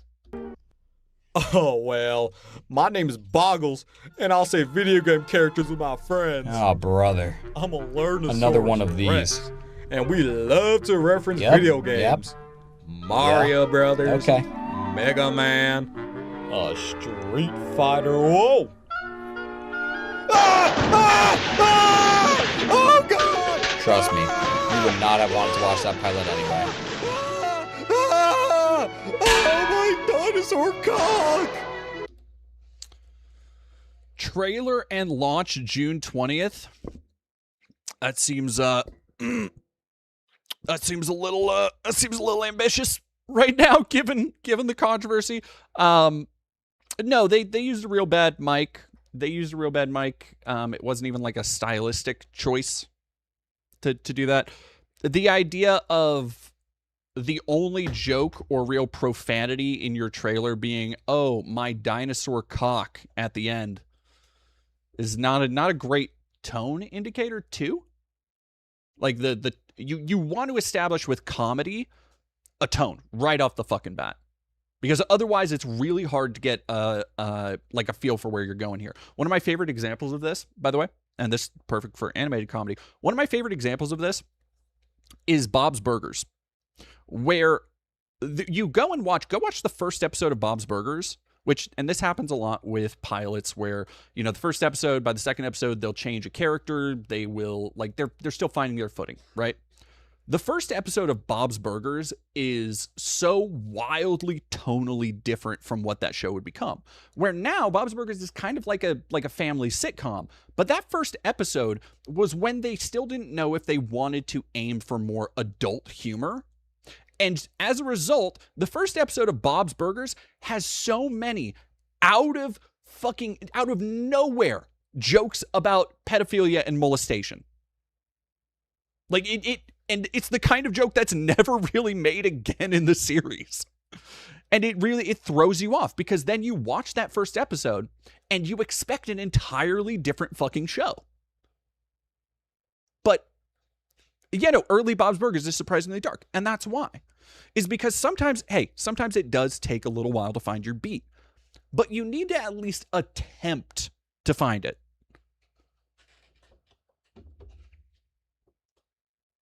Which they seemingly make no effort to here. So let's look at some of the other stuff we got here. Oh, boy. Yeah, so that's the same thing. In Before They Blame Woke. So this is Chimptopia. This is the Kickstarter that we're looking at here. Oh, boy. Let me make sure I'm not missing any. Namya. El Salve, thank you for $2. This is a Spyro TV show. He looks like Spyro. I think that's a Game Overs type thing. Nehemia, thank you for $5. The quality of humor in animated TV shows is directly correlated to how many writers are Jews. Prove me wrong. Hard to prove wrong. Hard to prove wrong. I guess I don't know how many animated sitcoms have like Jewish writers though. Because I don't think like Seth MacFarlane isn't Jewish, although I get South Park. No, they're Mormon. They're not. Oh my God. I got my sorry.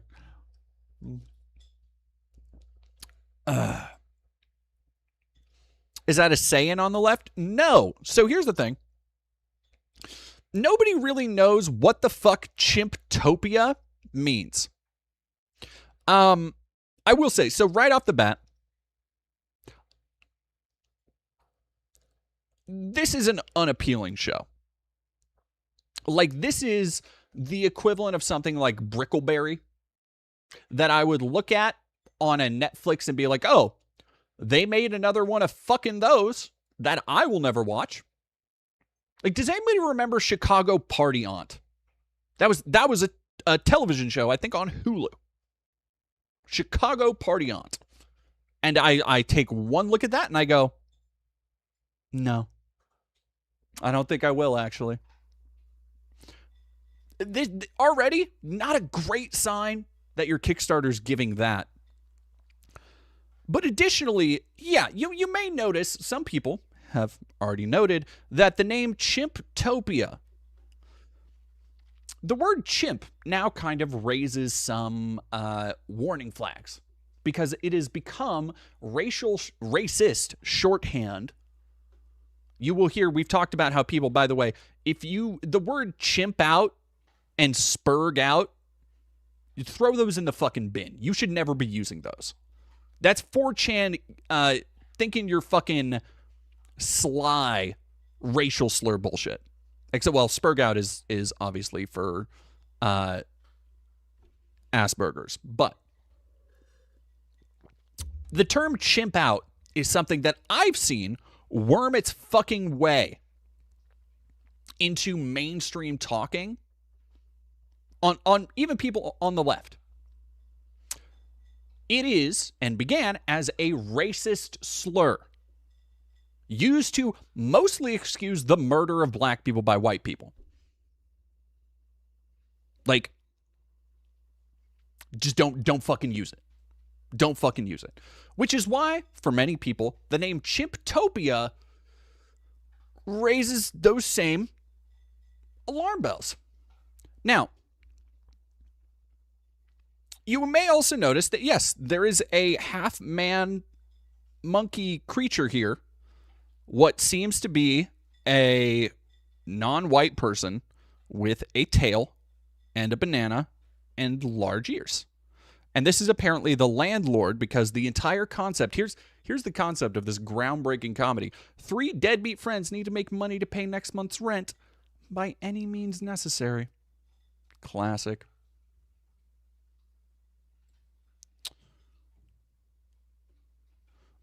Julie Bean, thank you for tier 1 sub to Terror Billie Jean. The story. Now, somebody has called this online. I can't take credit for this. But I do think it's a perfect way to describe this, which is, hey, we should start a podcast, the animated series. That's what we're looking at here. You know how, if you get, and this is without fail, by the way, if you get 3 or more white boys together for an extended period of like an hour or so, at some point, one of them will have the idea, hey, we should start a podcast. We're like really good at this. We're like so funny, dude. That's what we're looking at here. Oh my God. Oh no, he backed. Okay, this has 103 followers. Sure, dude. Why would you make this? Great. Chimptopia is an animated sitcom about 3 20-something-year-old friends who need money so they don't get evicted by their landlord, Chimp. This pilot follows Robbie, Nolan, and Waffles as they get a job at their local fast food joint where they are tasked with working a minimum wage job. We blend the relatability of Seinfeld. I don't think you do. The crudeness of South Park and the wackiness of Smiling Friends into our show to create something unique in the indie animated space. Famously, 2 of those things already exist, so that would not be that unique. Jake GB, thank you for $5. Modern Family Guy and its consequences have been a disaster for the adult animation genre. Watch Adventure Time. Unlike this shit, it's actual cinema.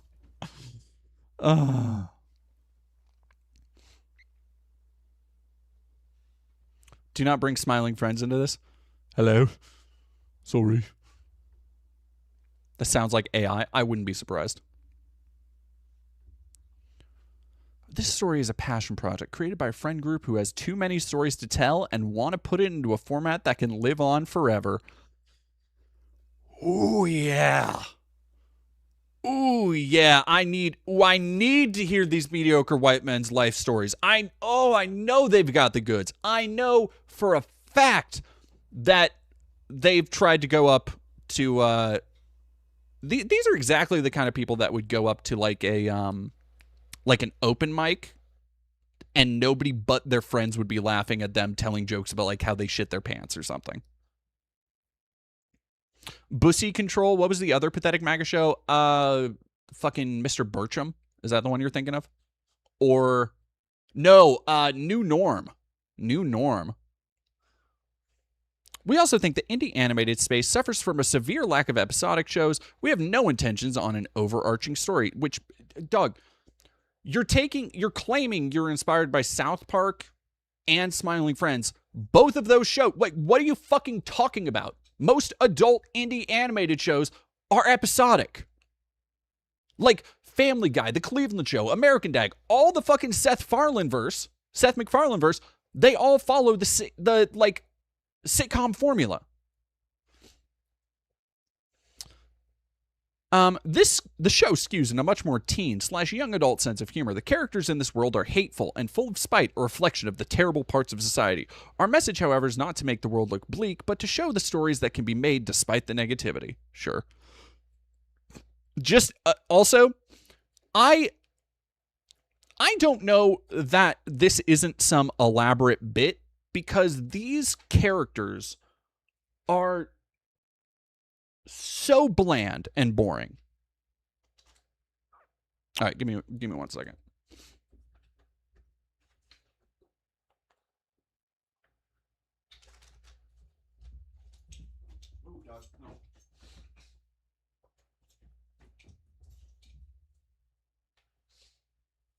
Whoa. You're so judgmental. Thank you for $5. You guys are so judgmental. Chimptopia will be the next cinema comedy gold. I mean, that dinosaur getting beaten up for no reason was pure hilarity. Yeah. Yeah. Shishuara, thank you for $4.99. I wish there was a show that's a blend of Game of Thrones and Guilty Gear, even if I'm the only person who would watch a show like that. It's both. I feel like that's just the Guilty Gear story mode, right? Like, every time I try and play any of the Guilty Gear story modes, which I've been thinking about playing Strive, because I never really got into Strive the way I did with XR. But the Guilty Gear story mode, that's like a visual novel, right? J. Kish Bastabi, thank you for 2 months of Prime.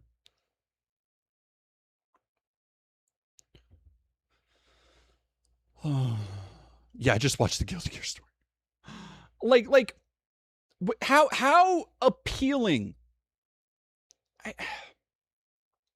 one of the things I don't struggle with it, but one of the things I often try to take into account when I'm writing characters is how likable they are or aren't.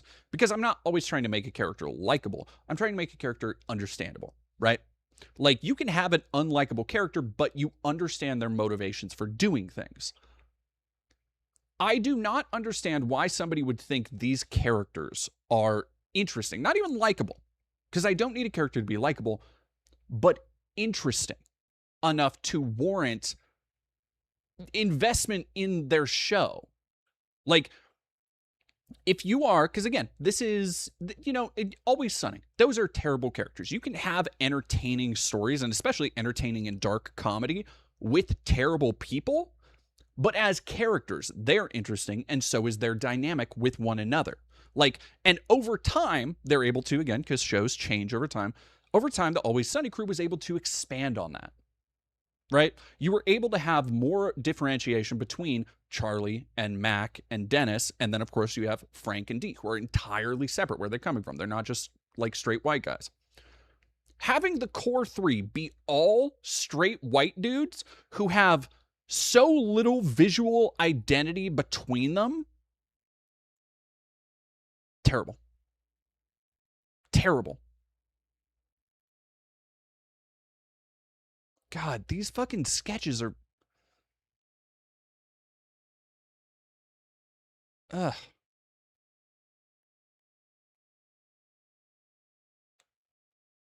Wafts. 2024 early waffles model sheet. And then they just took all of these from the early model sheet. All right. Along our trio's journey, they will run into many odd, peculiar, and whatever other words you can think of for weird individuals. Like,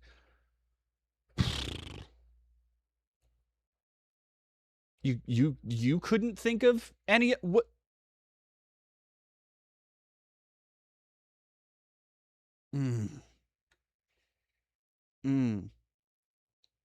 The three of them will try and help solve their issues. There is... Oh, yeah, baby. Oh, I didn't notice that. Oh, fuck, that's so good. God, I'm fucking... There is misspelled. Let's fucking go. Least smart earlier up, did I? Easily the smartest out of the three.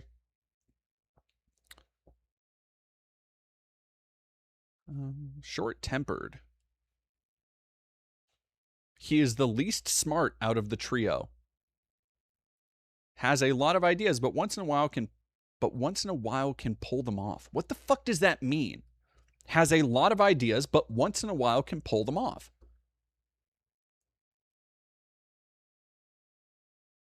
Like if what you're trying to say is that he has a lot of ideas that don't turn out great, but sometimes they pay off. Even though he was always trying to make everyone happy, if something pisses him off, it really pisses... By the way, have you noticed a trend here? If something pisses him off, it really pisses him off. Extremely confident, Nolan is short-tempered. When something slightly bad happens, he's the first to crash out. Waffles.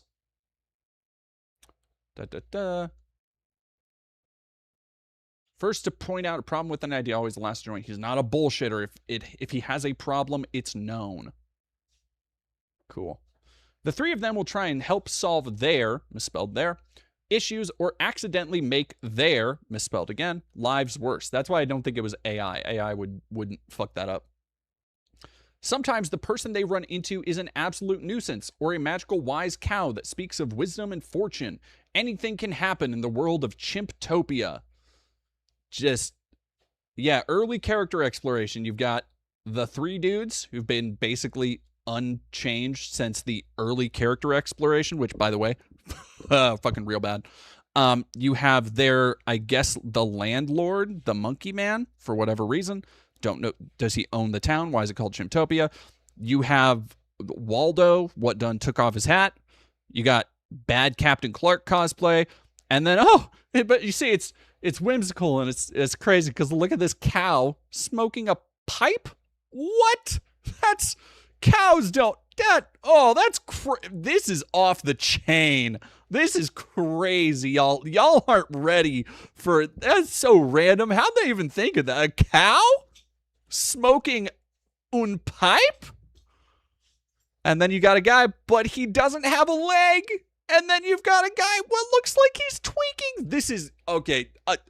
Chat, we're not ready for this. Can we be real here? This is really edgy stuff here.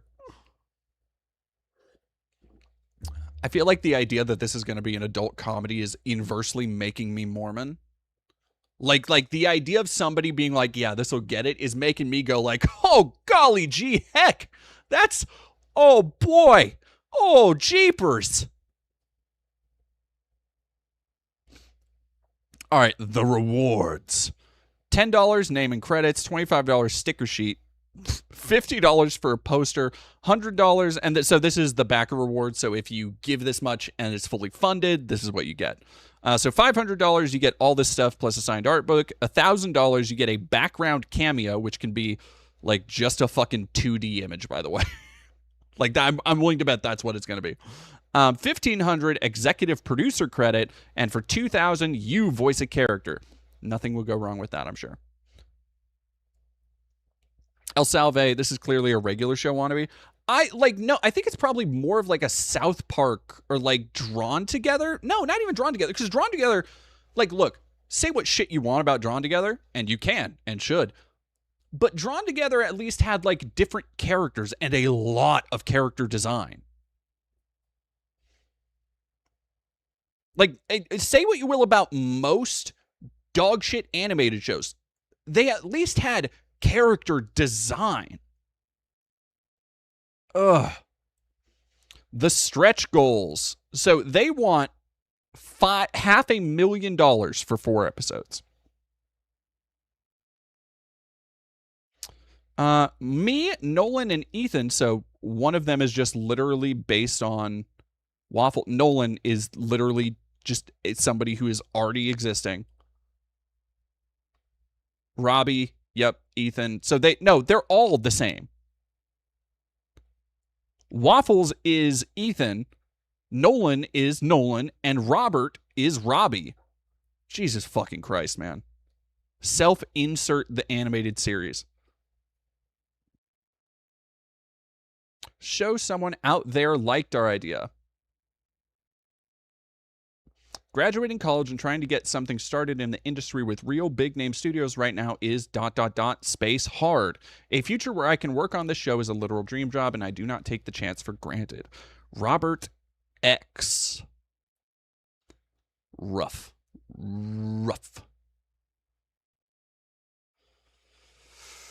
Oh, boy. All right, let's go watch this summary. In case there's anything, I'm assuming this will be a good view at it. Street Fighter.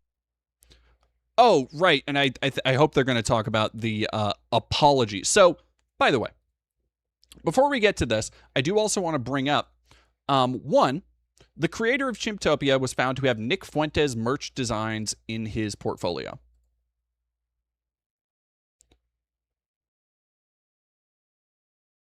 America First with Nick Fuentes holding the flag. Join the movement. Shocker. 2, they put out a apology. Let me see if I can find it.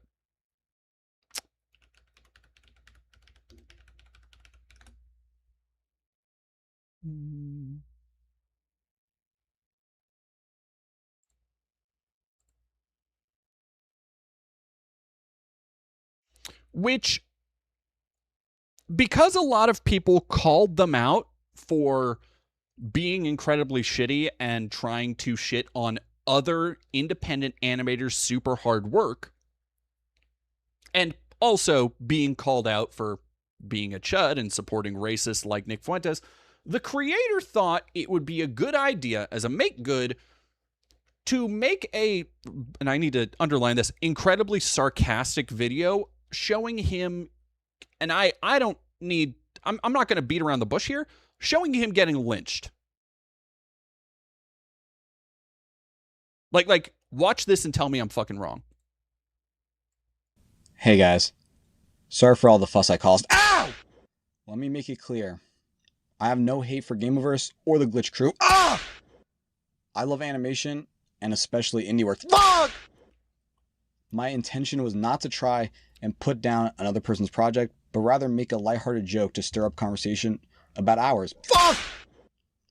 So, all that to say, we hope you still consider supporting us, and we promise we are definitely not a Family Guy clone. Fuck! Yeah, how does that feel, asshole? Great stuff. Great stuff. Yeah. Ooh, oh, fuck, I fucking forgot about that. Okay, Nick Andros also has a video. I forgot. Okay, chat.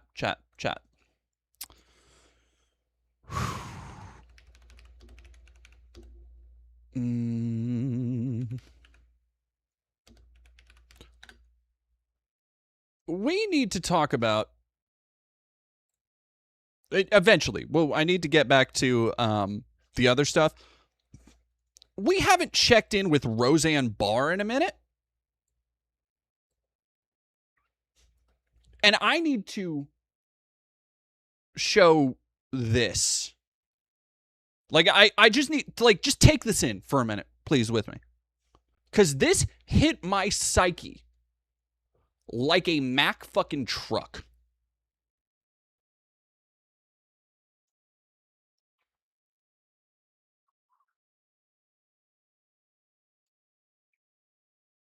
What the fuck am I looking at? Exactly. This is the official Roseanne Barr podcast, man. Oh man, I'm glad we all get to share this together. This is very good for me. It's you know, a load shared is half a load or whatever the fuck. Merchant Resident Evil, thank you for $2. That apology was some basement dweller behavior. Oh yeah, like it's absolutely not genuine in any fucking way. Nehemia, thank you very much for $5, bro. Looks like he's holding his gut to seem muscular. I wouldn't be surprised. I wouldn't be surprised. All right, so let's watch. Whoa! See if I'm missing anything here. Trust me, you would not have wanted to watch that pilot anyway. Well, someone's feeling confident. Chimptopia is the latest indie animated pilot to cause a bit of a stir online. Now, I've always been against dogging on indie pilots even if they turn out bad. They're independent productions and nobody is perfect. Most of the time, indie pilots are just a way for a creator to pitch their show to you really quickly. A lack of refinement is expected. But seeing as how Chimptopia took to beating down on Gameverse just to prop itself up, I think I can get away with being a bit mean here. Chimptopia is the brainchild of Robert Pagliaro. He's most well known for creating artwork for Nick Fuentes and Jack's Toy. I'm just gonna cut right to the chase here. You, yes you, pay attention, this will be on the test. If you're an up-and-coming independent artist and you're looking to one day create your own animated pilot and potentially kickstart your own animated series, let Chimptopia be a guidebook on what not to do. To be blunt, the main reason that everyone got riled up in the first place was the teaser that was posted a couple of days ago, which then got signal boosted by Toonhive and a couple more cartoon accounts on Twitter. Because the best term I can use to describe this teaser is, brain damage. Might sound a bit mean, I know, but frankly I think it takes a miraculous amount of brain damage to write, record, and animate this entire thing without once thinking about the ramifications of your decisions. The main thing that got everyone big mad about this teaser was that it threw a pretty large... No. Universal Public Fiend. I've seen Flash porn on Newgrounds better animated than this Chimptopia dribble. Well, okay, well that's grading on a curve. You can't compare the animation quality of perverts to, like, chuds. Like, it's like the animation quality. God, who's the one animator? She did the shapeshifter video. Y'all know what I'm talking about. Come on, chat. Don't let me down. I know somebody knows what the fuck I'm talking about. Don't pretend like you don't. Who's the animator? Who am I talking about? 2D animated art. Lemon something. No, not lemon. Well, Zone. 3D Bob. 3D Bob and Prez Record. Y'all know what I'm doing. Yep. You know what I'm talking about. You know what's up. You know what's up. Derpixen 2. Derpixen is another one that fuck. Oh, no. I know Zone. Yeah, no. Derpixen is the one that like that is unironically some fucking crazy good animation. Yeah, Derpixen. That's good stuff. Gamerverse for some reason. Gamerverse is the most recent pilot to come from Glitch Productions, created by Ross O'Donovan, or Rubber Ross, as many of you will likely know him as. Gamerverse was being developed for over a decade, and is a clear-cut passion project that Ross has clearly sunk a considerable amount of time, care, and love into. And to see that kind of work finally pay off is a feel-good story I'm sure all of us can appreciate. I personally couldn't get into Gamerverse, it's not really my thing, and I don't have much to say about it, which is why you didn't see a video on it, among other things. But I'm really happy to see Gamerverse succeed, and it's not hard to respect the time, effort, and dedication it took for over 10 years to finally turn this crazy dream. Is this Gameverse? All right, so is the whole thing here like these are like video game mascots? What have they're in like a shared universe? Is that kind of the concept? Next Taku is alive. I could have sworn he died or something. No, we just hope. We just hope. I have no idea who this. Yeah. Draxus. I see. I got you.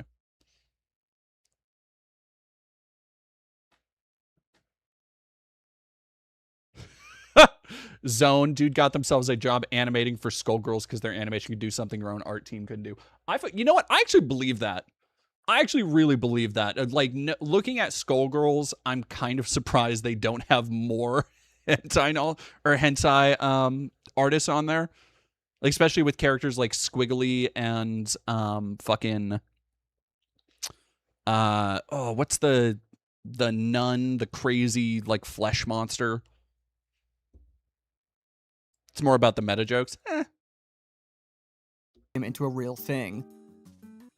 Chimptopia's response to this was to base their entire teaser trailer, the first... Yeah, which also, by the way, another thing that I know very little about Gameoverse, but the idea of this crew taking time to shit on another project and all of their art, all of their concepts are just the most boring, flaccid shit ever.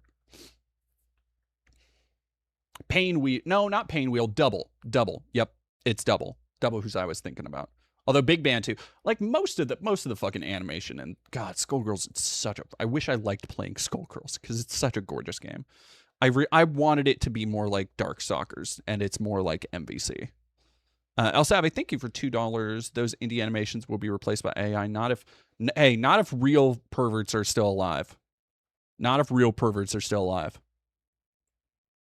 The impression, the most important stepping stone towards pitching your show to people on completely lambasting Gameoverse. And to say this instantly rubbed people the wrong way is putting it lightly. And I'll say video game characters with my friend. Oh yeah, Max's animates. The animation on Double is absolutely nuts. Yeah, no, if you don't know Skullgirls at all, just look up some of like the fights. Because the animations are, god damn, they're so gorgeous. Oh, brother. I'm gonna learn another one of these. There are several things wrong with the execution here. Many did point out that cartoons taking swings at other cartoons is not a new thing. Shows like Mad, Robot Chicken, and The Simpsons instantly come to mind. But what makes Chimptopia particularly unlikable is that this is a brand new independent series that's yet to prove itself. And the first impression we get of it is the show furry porn animators beyond Disney tier, I think. Hey, babe.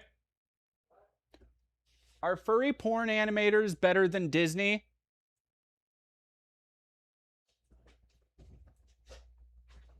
You came running out of the room like you had been... I have answers, not all of them. Koa has answers, not all of them, they say.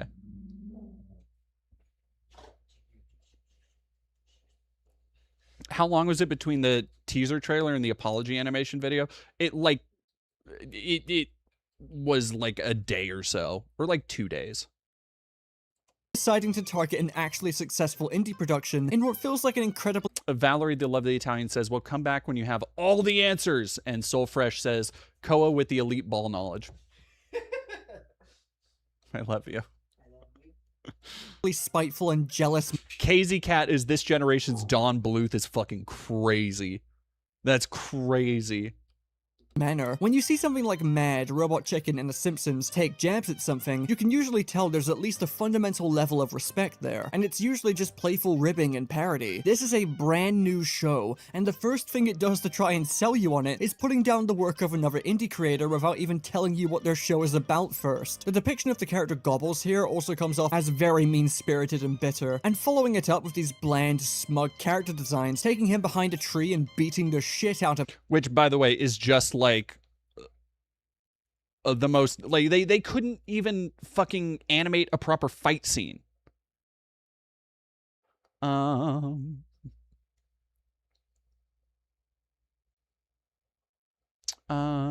Awesome Stella. Gameaverse is basically if a good guy in a video game wins their game, their world is destroyed. So the good guys end up helping villains in other game worlds while the bad guys help the hero of other worlds. Very much taking the classic tropes and turning them on their head. I mean, that sounds fun, but it's still not quite my thing, I don't think. Him, then turning to the audience and saying, hey, you wouldn't like have I still haven't watched season 2 of Has Been. Like I've really in the last year or so like dropped off most forms of TV in favor of just like movies and shit, really. Nehemia, thank you for $5. I feel like the background music being klezmer is just to agree with my point from before. I do not know. Jen AC, thank you for 2 New Zealand. How long have you and Koa been together? It'll be a year. Hey, babe, when's it a year? When have we been together for a year? Are we going off of the day we got tied together by fate? Just, not like our first, when we started dating. It was like, it would be like next week or something. Yeah. Yeah. It'll be a year like next week.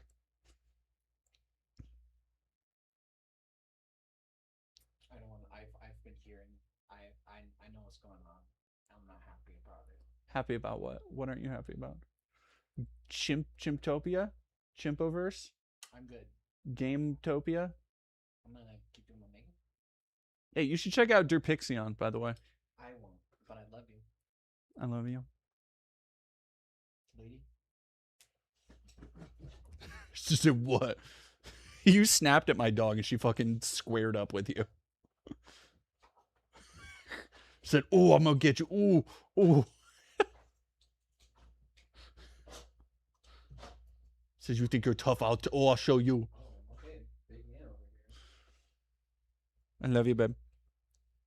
Shushiara, thank you for $5. Do you want the opinion of someone who's watched season 2 of Has Been Heard? Don't. It's not good. No, don't tell me that. I'll watch it eventually at some point. Wanted to watch that pilot anyway. It's about as direct as you can get when being incredibly spiteful towards a specific indie show. It's incredibly poor taste. Not to mention, this teaser is not some original joke they came up with. It's almost one-to-one with an iconic Screwy Squirrel cartoon that was just Tex Avery playing in Disney's face for about 60 seconds. But the reason it works there was because it wasn't going after anything specific. They drew an original cutesy character to represent what they wanted to mock about Disney, acting as the perfect contrast to the edgier and more zany nature of Tex Avery's cartoons. Sure, it was criticism, but it was a playful and lighthearted jab. The character was... Yeah, like, this character is very obviously based off of, like, woodland creatures in Bambi. Like, it even that one back there, that looks like the skunk cartoons. From... Sure, it was... This looks like the skunk from Bambi. Like, that's what they're aping, but this is a squirrel. It's just meant to be evocative of a style, not just the same thing. It's an entirely different approach. Needy D, your smile talking to Koa is so cute. Well, it's because Koa's so cute. But it was a playful and lighthearted jab. The character was also drawn in a style reminiscent of Disney, and they were animated quite lovingly as well, showing that despite Avery being completely opposed to Disney's cutesy and sanitized approach, he still respected the artistry of Disney. Chimptopia completely misses the point of this joke, and uses it as a springboard to single out another independent creator's project, all the while having absolutely nothing to show for itself to even justify taking a swing like this. So, safe to say, this wasn't a very good first impression. It made a lot of people mad, bad. And it also made a lot of people point and laugh at the audacity of it. I do think indie creators deserve some kind of leeway and a chance to grow when their first impression isn't great, but openly attacking another indie creator's project in such a mean-spirited way was guaranteed to put Chimptopia on everyone's shit list. And this is without even getting into the Kickstarter for the show. If the teaser trailer itself wasn't bad enough, the Kickstarter only made things worse by basically confirming that Chimptopia has absolutely no idea what it's doing. For something that tried dog-walking Gameverse for being filled with game references and being uninspired, I find it incredibly funny that Chimptopia wants to be an adult animated sitcom about three friends trying to make ends meet, and that the show also looks like this. Oh, brother! Like what, did your show get rejected by Fox or something? What exactly is so irreverent or original about this that you thought it would be fine to take shots at Gamer? Yeah, Puddock, we talked about the Groiper connection, how he made fucking Nick Fuentes merch. Verse of all things. We blend the relatability of Seinfeld, the crudeness of South Park, and the wackiness of Smiling Friends into our show to create something unique in the indie animated space. You know what this is? This is the fucking, this is a Always Sunny episode. This is the episode where they try and make Lethal Weapon 5. Like, it is just, without any understanding of why or how the things they like are made, they just go entirely based off of the most signposted aspects. Oh my god. I don't much like the tone of your voice. Yeah, fuck you, Gameverse, you unoriginal little chud. Behold, as we pitch our show by directly comparing it to the works of people infinitely more talented than us, as opposed to, you know, actually giving you reasons to care. This description has absolutely rancid vibes. I can't remember the last thing that said it was inspired by South Park that actually captured what makes South Park good. I'd say to be careful when throwing stones in your glass house, but that would imply there was a house to begin with. Fundamentally, Okay, so I don't know From Deadlock at all. But I will say, whatever map he's playing on bugs the fuck out of me because it just looks like King's Row from Overwatch. there are so many issues Is it to be also found in fake this written? Kickstarter. The show wants to be distinct, yet the premise is so overdone you'd mistake this for a cancelled Fox show. It wants to be episodic, because there's apparently a big lack of indie shows with an episodic format, completely ignoring the many indie shows out there with an episodic format. All of the character designs are uninspired and completely fail to reflect their descriptions. Robbie is meant to be a joyous optimist, so let's give him a constant resting bitch face and have him be a cynical, edgy loser in the teaser as he commands his two chudlings to beat up a character from another indie show. Now this is Wait. I'm sorry. What do you mean it's the only map? What do you...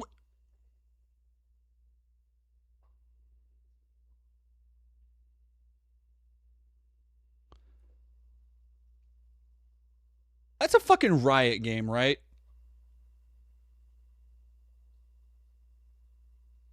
Deadlock is Riot. The game is in beta. It's been... How long has it been fucking in beta?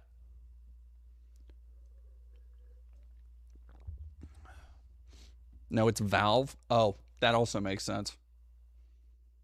character design. Yeehaw! Oh, and also the landlord character is named Chimp. He's the character the show is named after, and he is depicted as a Hispanic man with monkey-like features and eating a banana. Oh. Oh, that's, You gotta change that design. I mean, hell, change every design while you're at it. The key art alone looks like it wants to call me a slur. And holy shit, can we talk about the stretch goals? Because this is outrageous. $500,000 for 4 episodes of this quality. $100,000 for character... Oh, hell yeah, Sage. If you want actual cool and upcoming indie animation, check out It's Bunlith. Hey, I love Bunlith. I love Bunlith. Figurines after episode 2. $200,000 for a musical sequence in episode 3, which is listed after... In what world do you need $50,000 extra for a musical sequence in the same episode? A musical, by the way, musical sequence singular. 1. That means one song is apparently worth $50,000. the $150,000 needed for episode 3 in the first place, which seems a bit backwards, honestly. You're asking people for this much money when the best you can offer them is we have Family Guy at home. Now, naturally, after deciding to make this many enemies just for the fuck of it, while also having a very underwhelming Kickstarter, Chimptopia has kind of become public enemy number 1. And there's a part of me that wants to be sympathetic, but I kinda can't, because while I'm convinced this project was born out of stupidity and maybe a bit of jealousy, I don't get the impression the creator was built to handle the kind of backlash something like this would get. It all seems like an extremely stupid barrage of mistakes from someone way in over their head. At least that's what I did think until people decided to do some digging on this guy's publicly listed portfolio and found that he had designed artwork to be placed on merchandise for Nick fucking Fuentes, which makes the depiction of Chimp over here a bit less of a surprise. Now, obviously, people got mad at this, and soon after it seems Robert panicked and removed it from his portfolio. So now all the Nick Fuentes fans are mad at him too. It really does come off as stupidity rather than anything else. He hasn't seemed to have thought any of this through. Made especially evident given he quickly pumped out an apology video that depicted himself being lynched and whipped by goblins. What the fuck? Do people just not get PR training anymore? Or better yet, do people just not have common fucking sense? I don't believe that Robert Pagliaro is a malicious person or anything, but saying this as respectfully as I can, he is as dumb as a bag of rocks. Choosing not to respond to criticism seriously and instead depicting yourself being lynched and whipped does not give the impression that you're taking this seriously or that you're sorry at all, and certainly does not do much to quell the people who have naturally assumed that you might be racist. Like, but Cancer Connoisseur, I was wondering that. Why are the keyholes on the locks upside down? I don't know. I was wondering that on the fucking page. Like, when you go to, so for those who don't know what I'm talking about, when you go to the Kickstarter, the locks on the like stretch goals are upside fucking down. Do you read the room? My intention was not to try and put down another person's project, but rather make a lighthearted joke to stir up conversation about ours. Fuck! A few things are wrong with this. Given Robert's track record of genius decision-making, I'm inclined to believe him when he says he wanted a friendly rivalry between him and Gamerverse and wasn't trying to flat out attack the show. I can believe that. Unfortunately, you still attacked the show. Quite blatantly. Like, you turned to the camera and started talking shit. Not to mention that you were not in a position to start friendly rivalries with other independent artists who are just trying to get their work seen. You Yeah, like, that's the other thing. It's a real case of, you're not that guy. Yeah, you think you're not that guy. Who you think you are, I am. Okay? You're not that guy. Have given us nothing to be excited about, nothing to anticipate. You are not on an equal playing field here. It just comes off as you being a dickhead and oddly parasocial. Especially because we know you and Ross don't know each other. Here's you in 2021 trying to get your artwork noticed by Ross so you could join a Gartic phone session with him. Oh, man. Oh, that makes it sad. That makes it a bummer. He tried to notice me senpai 4 years ago. Oh, that makes it... That's a fucking bummer. I'm gonna be real. Damn. He didn't get seen by somebody on social media, and he took that shit personally. Just like, come on, dude. Kinda makes this Gamerverse jab a little embarrassing in retrospect, honestly. Yeah. He doesn't know you. Chimptopia is to Gamerverse what the faithful sheriff is to the burnt peanut. Oh. Damn. Damn. Ow. I'm offended on behalf of the faithful sheriff. Speaking of which, there was a video I wanted to watch on where the fuck the faithful sheriff went. Was it this lady one? It was 12 days ago. Because he's not called the faithful sheriff anymore. The faithful sheriff is a Catboy now.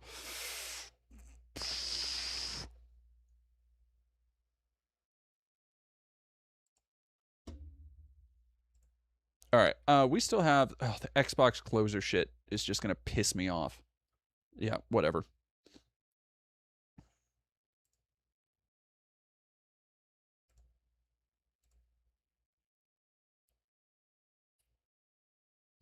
Xbox... Was the Hellblade... What? No. Fuck off. Was this confirmed? Bloomberg reports. I thought Ninja Theory was still in development or still in negotiations. 2 studios. There you go. Double Fine, Ninja Theory, and other Xbox studios could close. Microsoft's Xbox reset is starting to sound more like a bulldozing. I don't fucking believe this shit, dog. Like, Xbox's trajectory has been so fucking mind-boggling. Because how many years ago was it that they bought all of these fucking studios? Like, they announced, like, hey, we're acquiring all these studios, and that way we're going to have a whole fucking slate of original games. And Ninja Theory released one game under their banner that wasn't great. What the fuck?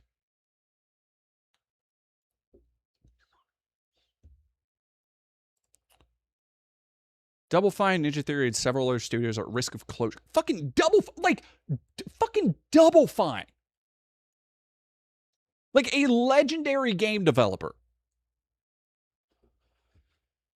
Active negotiation. Ninja Theory will close unless it finds a buyer, despite having just announced a new Hellblade game at the recent Xbox showcase. Double Fine is in active negotiations to spin off, but job losses are expected.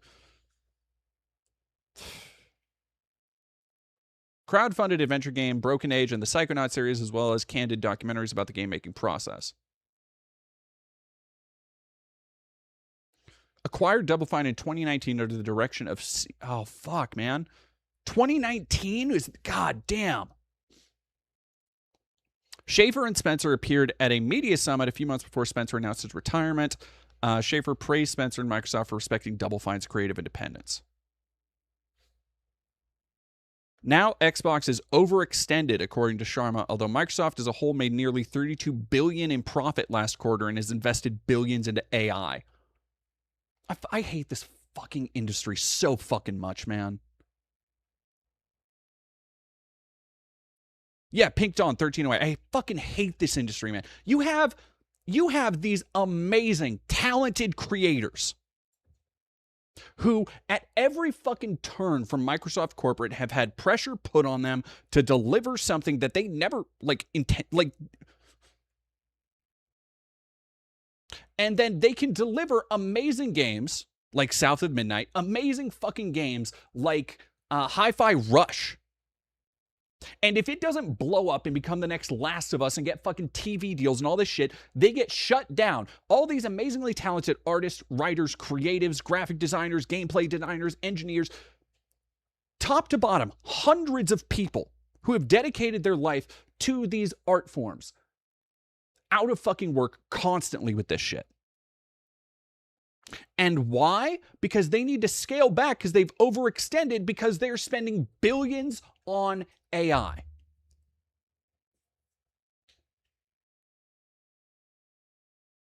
And on the heels, by the way, of what everybody thought was a pretty fucking successful E3 showing.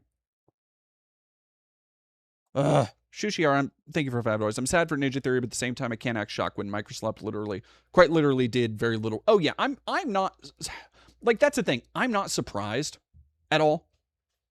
Like, it has been 6 years with next to fucking nothing to show for it. But I also can't help but blame at least a little bit, most of it, on Xbox leadership. God.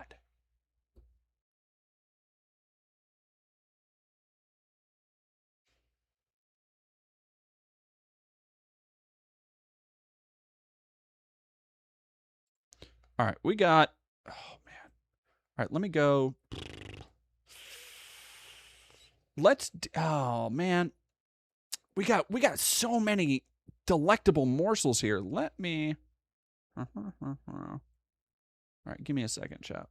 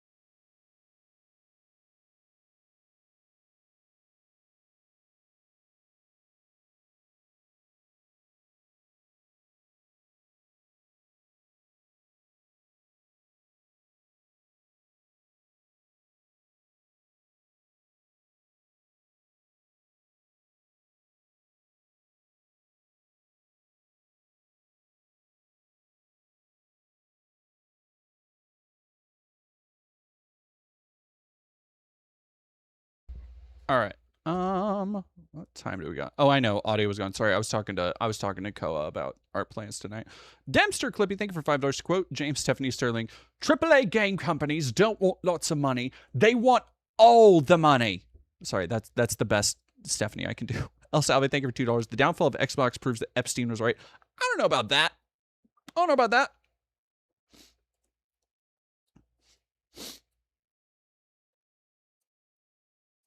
Ugh, God, that fucking...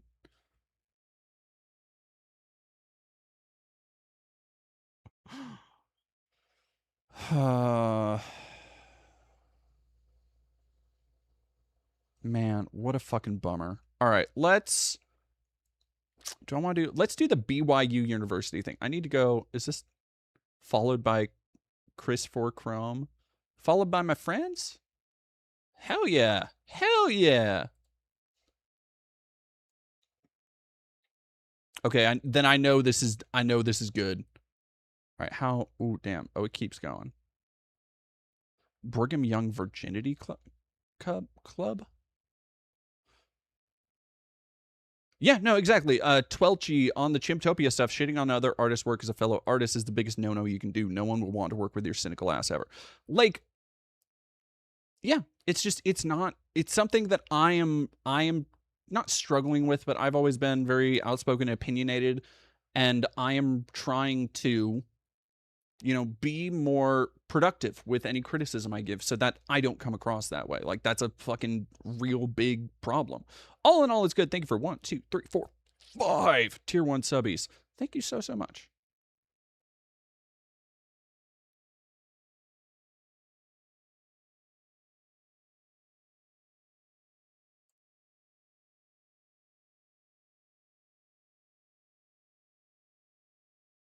All right, let's go. All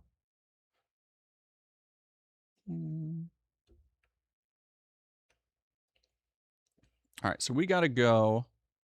I'm not sure. We've been getting the same question over and over again. We thought we would clear some things up. We welcome all saints, married and unmarried, living pure lives at BYU. Look for the BYU faculty sponsors. DM us if you know any virgin professors that would support the cause. Combating the virginity stigma. In the 2016 study, has virginity lost its virtue? Researchers found that... Okay, let me... There we go. Researchers found that virgins and sexually inexperienced adults were considered less desirable than their sexually experienced peers. More and more virgin has become an insult when it... More and more virgin has become an insult when it should be a badge of honor. Next time you hear a joke about virgin... Oh, I'm sorry. Okay, no, this is good. Hey, are you laughing about virgins over there? Did you know I'm a virgin? Think before you laugh. You never know who you might be hurting. Hey, watch it. I was a virgin once, buddy. We were all virgins once.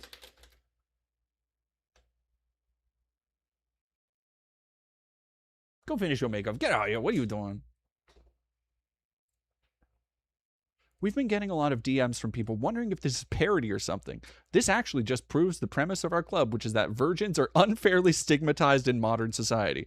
Think about it. Why else is it so hard to believe there's a real group of BYU students fighting for principles like... It's not hard to believe that there's a bunch of fucking dorks who are Mormons.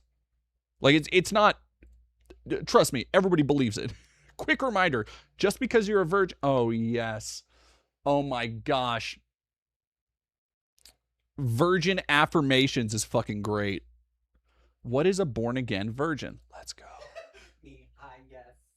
Yes, I'm a born-again virgin. A born-again virgin is someone who has lost their virginity but renewed their commitment to celibacy and abstinence. It might sound intimidating, that's not the word I'd use, but re-virginizing is easy and beneficial. People who re-virginize report higher mental and spiritual clarity. Citation needed, motherfucker. Just ask me. It's kind of like Nirvana in a way.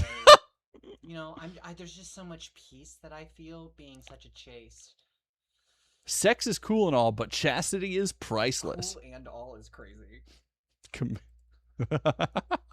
It is... It has come to our attention we accidentally wrote chastity instead of chastity in our last post.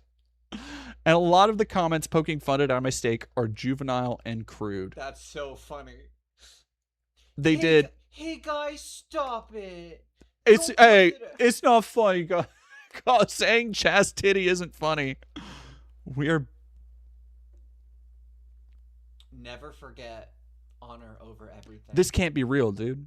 Nehemiah, I know you said it's real, otherwise it sounds like a bit. I don't believe. Like, there's no fucking way.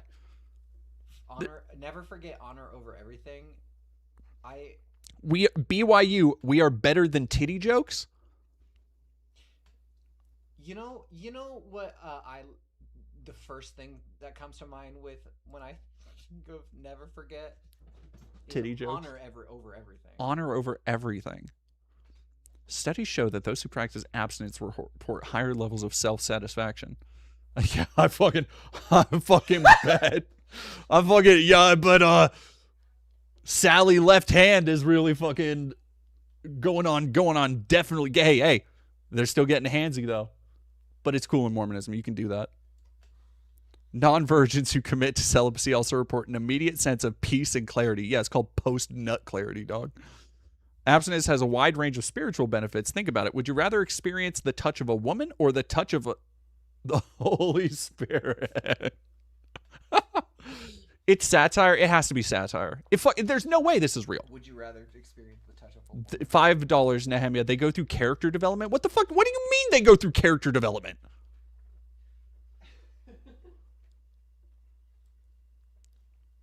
El Salve, thank you for $5. Lost my virginity a long time ago when I was a child. Not cool. That is not cool. I'm sorry you had to go through that. That fucking sucks. The spiritual benefits of social distancing during the pandemic.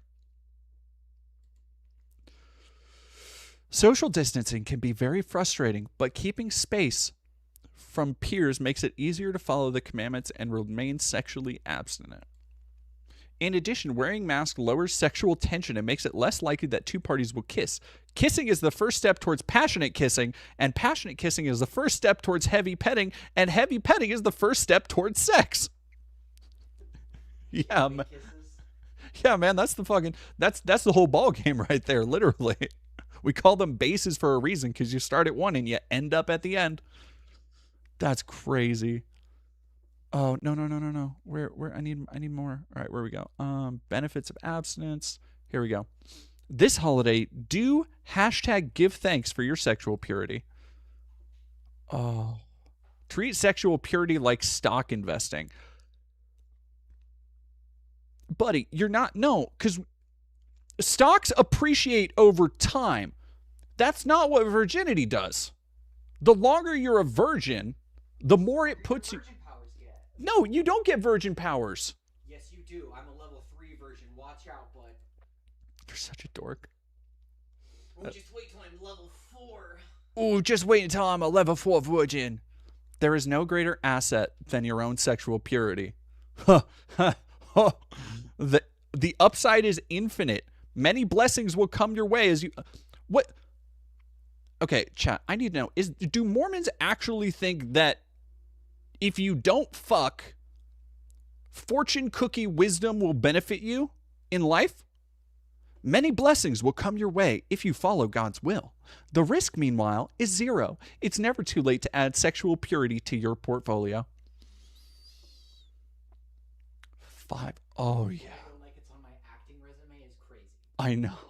Like, no, because I bet in Utah, seriously, you probably can put this shit on a resume and a Mormon business will be like, well, golly jeepers, that's just swell. Chastity under skills. Chastity under skills is fuck. Hey, you know what? That has multiple applications. I know people who would be able to put chastity under skills. Hi, I'm here to apply for Dunkin' Donuts. No, I won't eat the donuts on shift. That's gluttony. That's gluttony, and I practice chastity. And I practice chastity. You can see from my tramp stamp it says I'm a good little Mormon. Would you like 5 tips and tricks to protect your virginity? Yes, people are out here trying to take it from me. I just got it back. They're doing prima game guides on how to be unfuckable. They're doing fucking game facts for not getting bitches. Treat sexual purity like stock investment. No, we already got that. Did we? Did I? No. No, I want the five. Okay, no, there we go. There we go. Surround yourself with other virgins and follow pro-virgin. You know what? Famously, the thing to not fuck is when you just only hang out with other people who don't fuck. Famously, nobody is ever repressed. Avoid dangerous situations like being alone with someone or staying up late. As grandma always said, nothing good ever happens after 10 p.m. I believe that was actually Chapel Roan. So tip 1, hang out with virgins. Tip 2, ooh, no dark time. Hang on. Wear cargo shorts and capris. Can't get a boner in cargo shorts. Is it... Chat, why the... I need somebody to know, to... Like, does somebody with Mormon ball knowledge know why you can't wear cargo shorts or capris? Sushi Art, thank you for $5. This is going to sound bad, but when I saw Brigham and thought it said Birmingham. No, that's totally understandable. Well, I gotta go change. Do you think the cargo shorts will go with my makeup? What about capris is like the high water pants? Because they're ugly, I guess. For Mormons, absolutely. Cargo like is it just because people in cargo shorts or capris are unfuckable? This has to be satire now. I was on board with like, no, they're not doing a bit until the cargo shorts thing. Pick a go-to topic like the weather or cryptocurrency. So get really into stock investing. Nope. Okay, there's no way. This has to be fucking satire. It has to be. Like, hey, do you need a tips and tricks to be unfuckable? Talk to somebody about cryptocurrency. That'll do it. Like, of course, this is absolutely satire. This will instantly kill the mood and let them know you have more important things on your mind than sex. Well, I do. Like cryptocurrency. All born-again virgins who have recommitted to sexual purity. What if it's my goal to fuck everyone in the virgin group? It feels good to be right with Jesus. You can do that too, probably. This is fake? Okay. Yep. They did a good job getting here.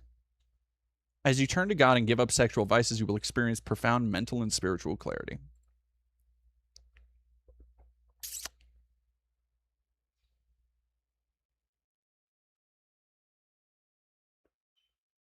Is that what the fuck is that? Is that chastity belt?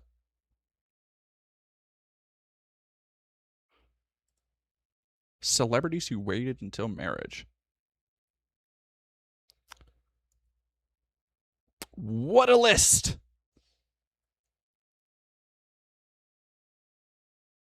Cafe Mom.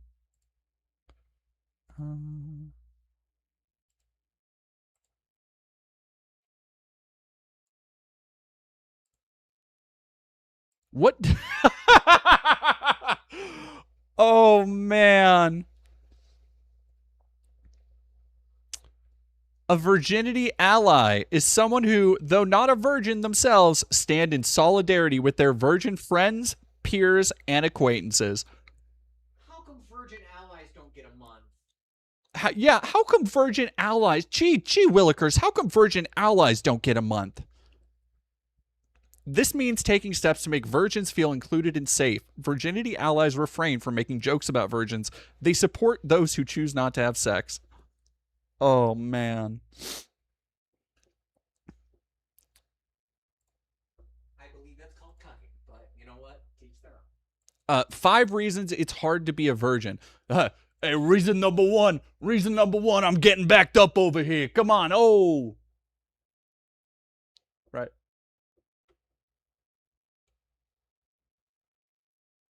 Hey, I believe,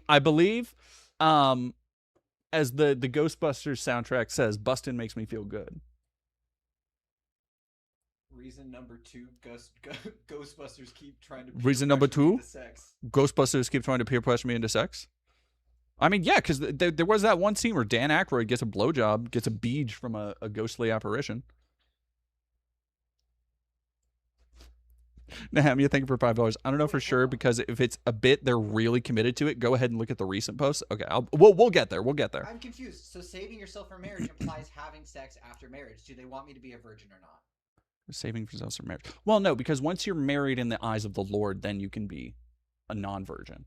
You're supposed to save yourself for marriage because it's a pact with God or whatever the fuck.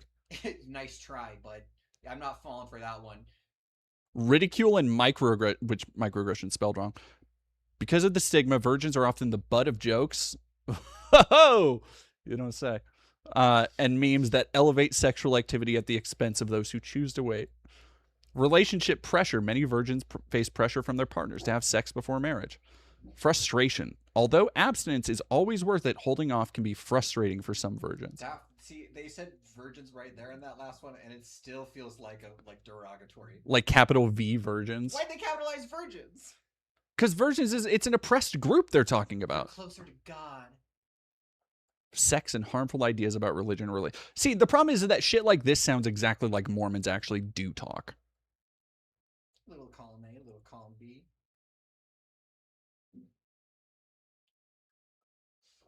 The woke Mormons. Baby, Christmas is a time for giving. Give your future spouse the gift of virgin. Give your future spouse the gift of not eating. Give your future spouse the gift of not knowing what the fuck these buttons do. You just be in there fucking pressing buttons and shit like it's the DeLorean. Just beep boop bop boop beep. Hey babe, for Christmas I got rid of the tree. It was too phallic in turning me on. I kept trying to fuck it. Kept dry humping the tree and got all prickly. Just like sexual purity is like football. Oh damn. You know, when you think about it, sexual purity is just like football. Staying committed to your purity takes a lot of time, practice, and effort. My sexual purity is like basketball. What plays will you use to make it to the end zone? What will you do to make it through the obstacles in your way? So the play I always liked to do when I was making it to the end zone when I was a virgin, I always liked to do the octopus, which you kind of go like this over it, and you kind of like that. I also like to do the reverse handhold where you flip your hand upside down and you do it like a bike break, like that. That's a good one to get you to the end zone.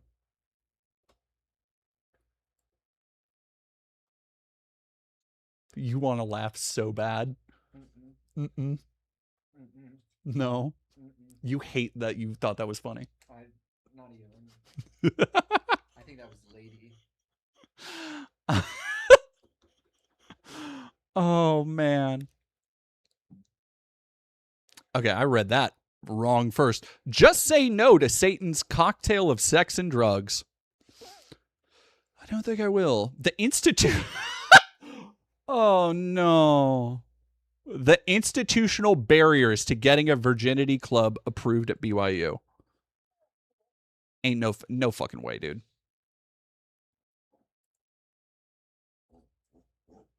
Dating safeguards to protect your chastity. Number 1, date a trans girl. Hey, honestly, if you Mormons, bring it in. Let's talk for a second. All you gotta do, if you want to remain in chastity until marriage, let me tell you about some trans girls who will gladly help you online. Bring a chaperone, but don't think of them like a third wheel. Think of them like a wingman. Okay, well, that's just the recipe for a threesome. Make them promise to have you home by 10 a.m. This one will help you stay pure and get your beauty sleep too. Again, I think this is what Mormons actually think, but being home by 10 after a date, that's just the way you get laid. Like 10 o'clock is the perfect, hey, do you want to come in and grab a drink? Yeah, sure, I have some time. That's what the 10 o'clock home by date is. What are you talking about? Little EP Girl, thank you for $5. Just for these guys, I'm flashing my girlfriend. No longer loser lesbian. I also laughed at that joke. El Salve, thank you for $5. Remember, as a little lollipop, I'm sorry to hear that, El Salve.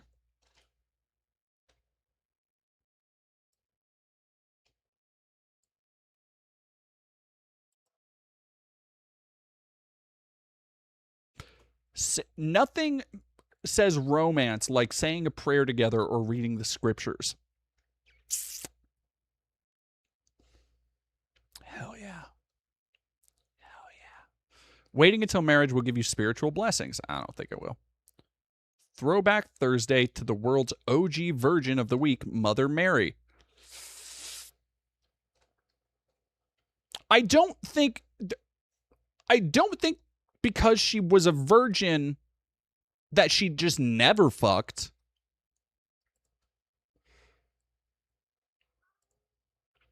The Lord has made repentance available for all of his children. The buddy system for virgins.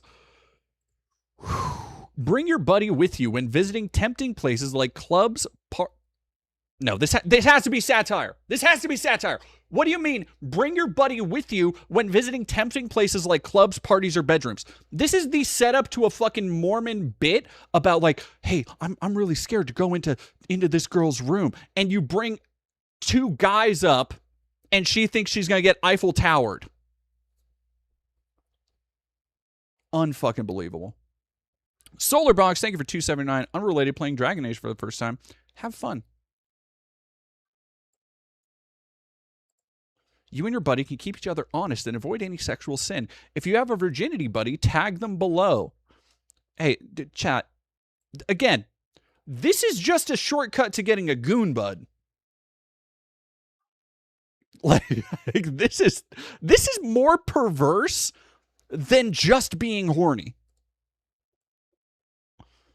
We're 5 years back. Oh my God.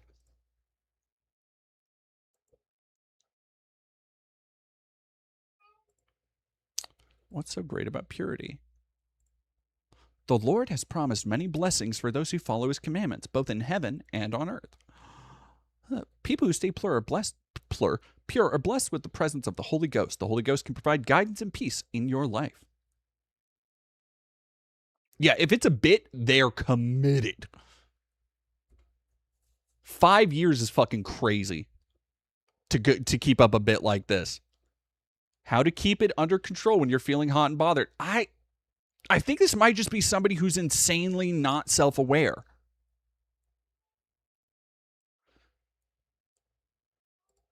They're talking about honking one out.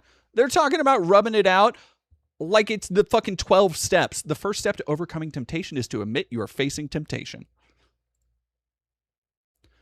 Download an app on your devices. You are a baby child, and we recommend Porn Block Plus and BlockSite.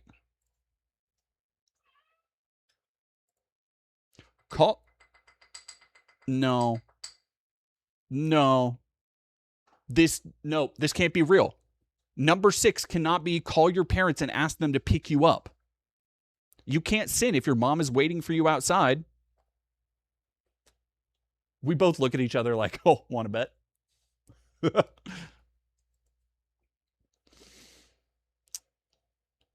Have you been discriminated against? As a college student, my friends were constantly pressuring me to lose my virginity. With the temptation of parties, drinking, and other activities, it was oftentimes difficult to gather the strength to go home to an empty bed. However, I decided that to help keep my virginity intact, I would begin carrying a pocket Bible in my underwear. Here's the thing. If you get to that point that you have a Bible in your underwear, I think you're good. I think you're safe. You're on home plate, right? Like you ain't got to worry about it. I mean, if you're getting to the underwear Bible point of the night, like that's what it's there for. If you went to feel somebody up and you found a Bible, small book, a Book of Mormon in their underwear. Wow, you're so hard. If you found the words of Jesus touching their Johnson, yes. That's a boner killer right there. You're sucking whatever comes out of these pants and it's just a Bible. The Jesus chastity cage is crazy. Oh man. Okay. I'm proud of myself for staying strong these 43 years.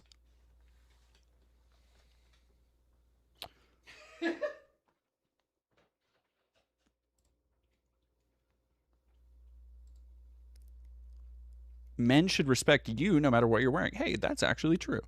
Church groups talk about modesty like it's a woman's obligation to safeguard the man's chastity. In reality, the only obligation a woman has, well, I don't agree with that, but that is, I will say, slightly more El Salve. Everybody give El Salve some virtual huggies. Thank you for $2. Slightly more progressive than I thought it would be.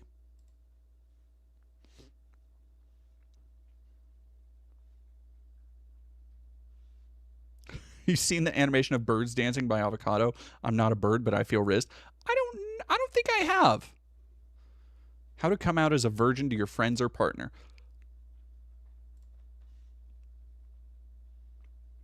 Ridicule, prejudice, or bullying.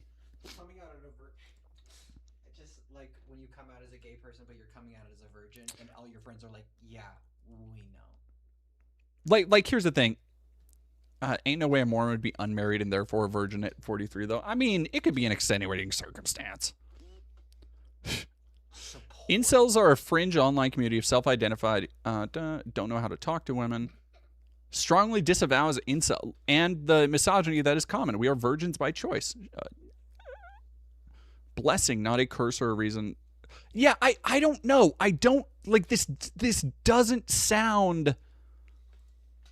Like, too often it doesn't sound satirical. Sometimes it sounds perfectly satirical, but a lot of times it just sounds genuine. Like, it's not reactionary enough to be satire. What? Do you want... Oh, you want me to wrap it up?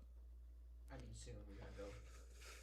Okay, I just have one video to watch that's an hour, one video to watch that's an hour, and then one video to watch that's an hour 15. Cool, yeah, we'll make it by 7. That'll be good. I'll finish this segment. I love you, babe. I love you. All right, let's go. Let's zip it up a little bit to... God damn, this is a lot. Here we go. Where are we talking? How old is this? We're going back to... God damn, they did so much posting.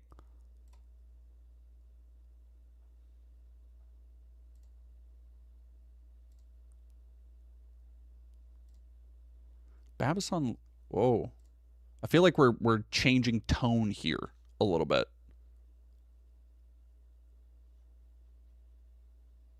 Don't sell your soul for fame. Jesus. Literally. What? Okay, we've in a year, we've really changed tone here.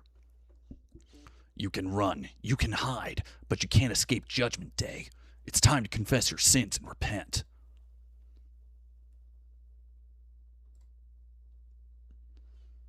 Admit the error of your ways and reconcile with God before it's too late. Jesus Christ, this went quick.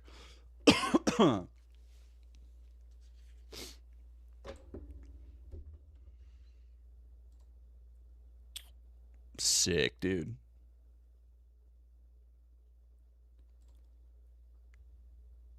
This is daily affirmation. I am a child of God. I choose to be a virgin. Abstinence makes me strong. I will go to heaven. I am an example to peers. I am attractive and cute. This is my year. Virgins are spiritual giants. This was in November, so the idea of this being an affirmation of this is my year is crazy. You got 1 month left, dog. It'll turn around. Why virgins pay taxes?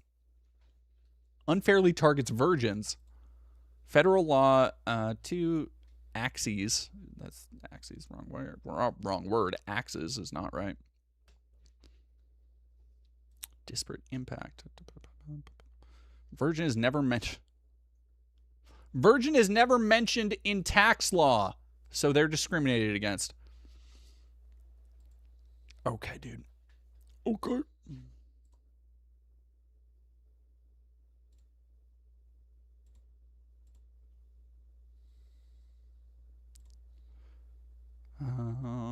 This time I was pointing to chastity in America. To win, McCarthy made a number of concessions.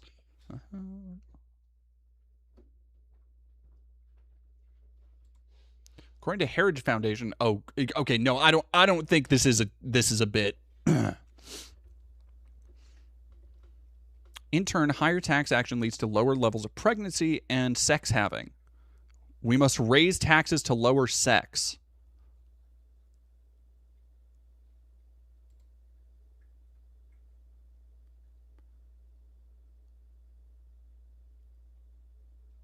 What the fuck? All right. We're in 2023.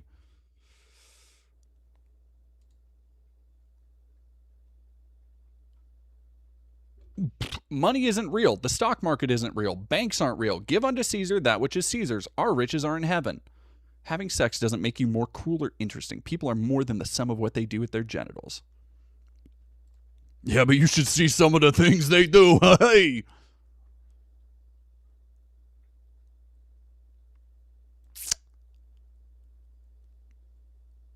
First base is far enough, young man. Abstinence is the cheapest and most effective form of birth control. Share your location with your virginity buddy. What should I do if I have doubts about the pro-virgin movement? God damn. Can I buy this shirt, by the way?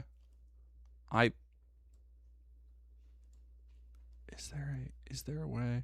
Say no to Satan's cocktail of sex and drug. Okay, hang on.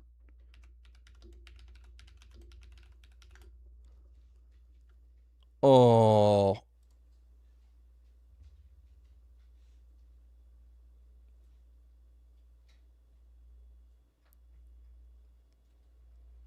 Is it?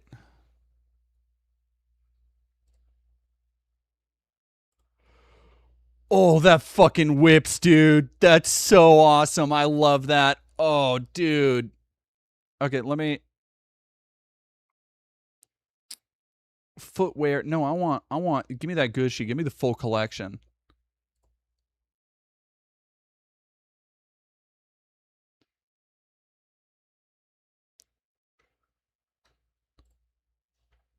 What do you mean, Girls of Street Fighter?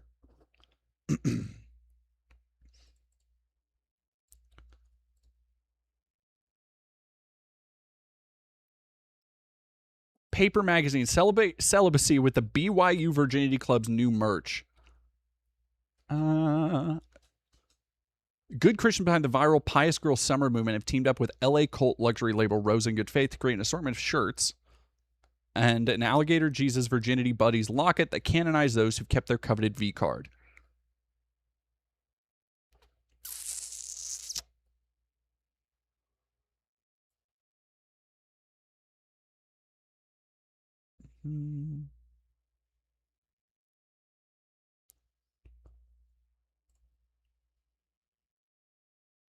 That's fucking looking fresh, dude. Looking fresh, Gramps. Hell yeah, dude. Oh, that's so fucking cool. I don't mean that, but man.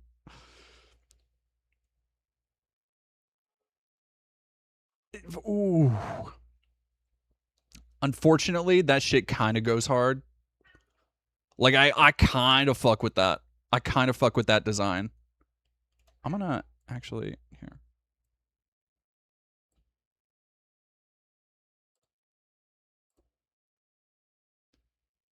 That's fucking funny. All right, let's go back here. Happy 421 Day. National Sobriety Day.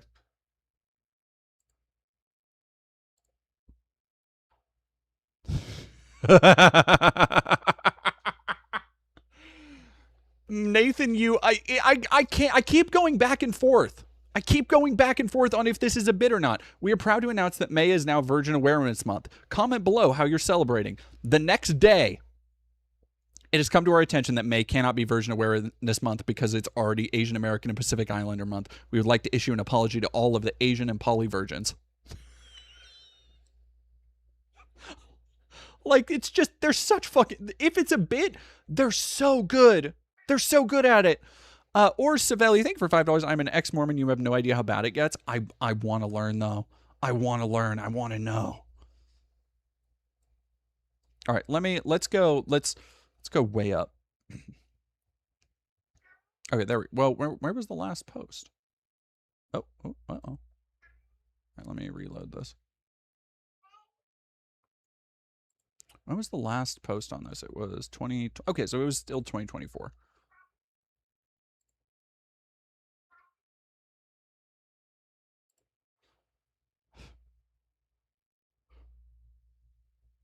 What? That's fucking insane, dude. Repent ye, sinners, harlots, OnlyFans subscribers, road rage drivers, gaslighting boyfriends, cheaters, liars, heavy petters, animal lovers, and politicians. Can we agree that sex is overhyped in American culture? Reminder to our club members to shower daily. Porn-proof your life with these easy tips. Monitor all devices connected to your home Wi-Fi router. Your neighbors could be streaming porn on your network as well. Becoming paranoid schizophrenic because of porn is crazy. Right? What? Oh my god, dude. Fuck, man. Have your bishop or pastor set the password for your Wi-Fi software. Oh. While your roommates may need some convincing, they will agree once they understand the dangers of pornography. No, dude, I actually don't think your roommates will understand that your bizarre hyperfixation for whatever reason means that they can't honk one off to Angela White after work. Like, I don't think they'll fucking understand, dog. There's no reason to stream Netflix or do homework in your room. Keep those screens where they can be seen. Nah. Nah. Dr. Guns for Hands, thank you for following. I'm glad you got your license finally. Unfortunate about the lawsuits. Don't forget about non-digital forms of pornography. Audit your bookshelves, DVD racks, and bathroom magazines for any inappropriate material. Dispose pornography immediately into the trash. They're like, what if we accidentally revert to a mental state of a middle schooler and we're slowing down like movies where they show a titty for 2 seconds? Like, dude, you choose the buttons you press.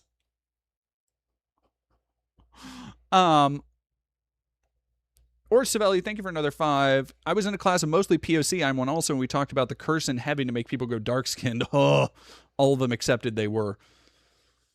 All right, hang on. Duke Jaw, we're getting to the bottom of this. And I'm going to save. I'm saving these to watch later. Where's my... That's already on there.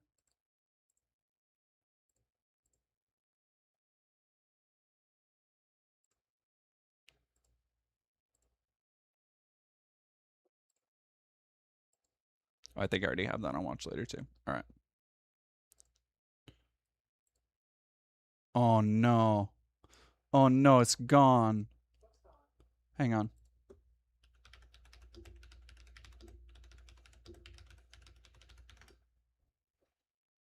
Here we go.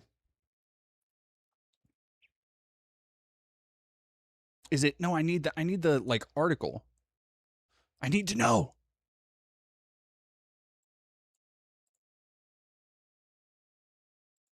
Oh yeah, Z-Breeze. So we'll be watching the Roseanne Barr Nux Taco thing on Wednesday for sure. For sure. No formal affiliation.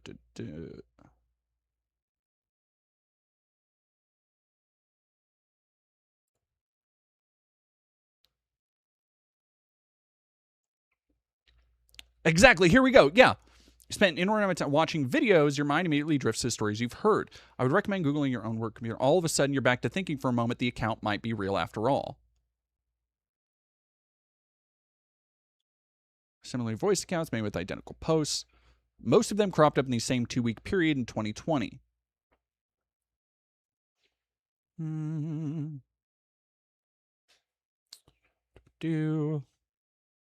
It helps us find at least one other account, the National Virginity Council. Third account, email had been changed.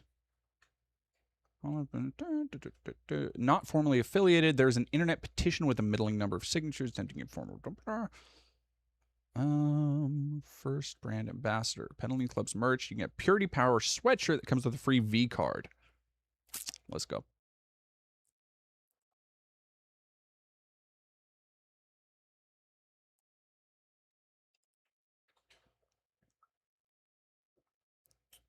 All right, here we go.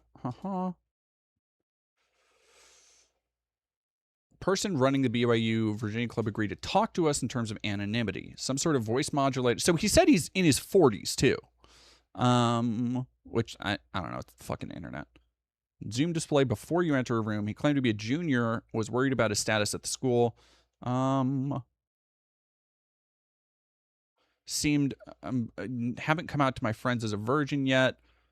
More than questionable given absence is baked in the BYU honor code for non-married students, and violating said honor code is ground for expulsion. Born again, virgin, and a Mormon. Then we began talking in circles. Quote, I think in general there's just a lot of casual stigma and prejudice against people who are virgins. So it's all the shit that he's been saying. Other accounts that appeared around the same day were all created organically with no coordination.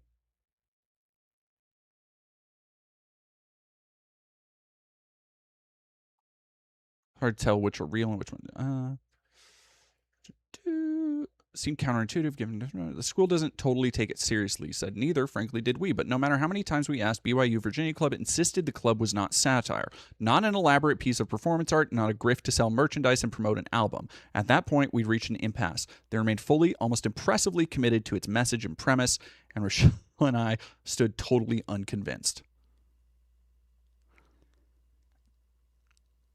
Yeah, I don't know. Like,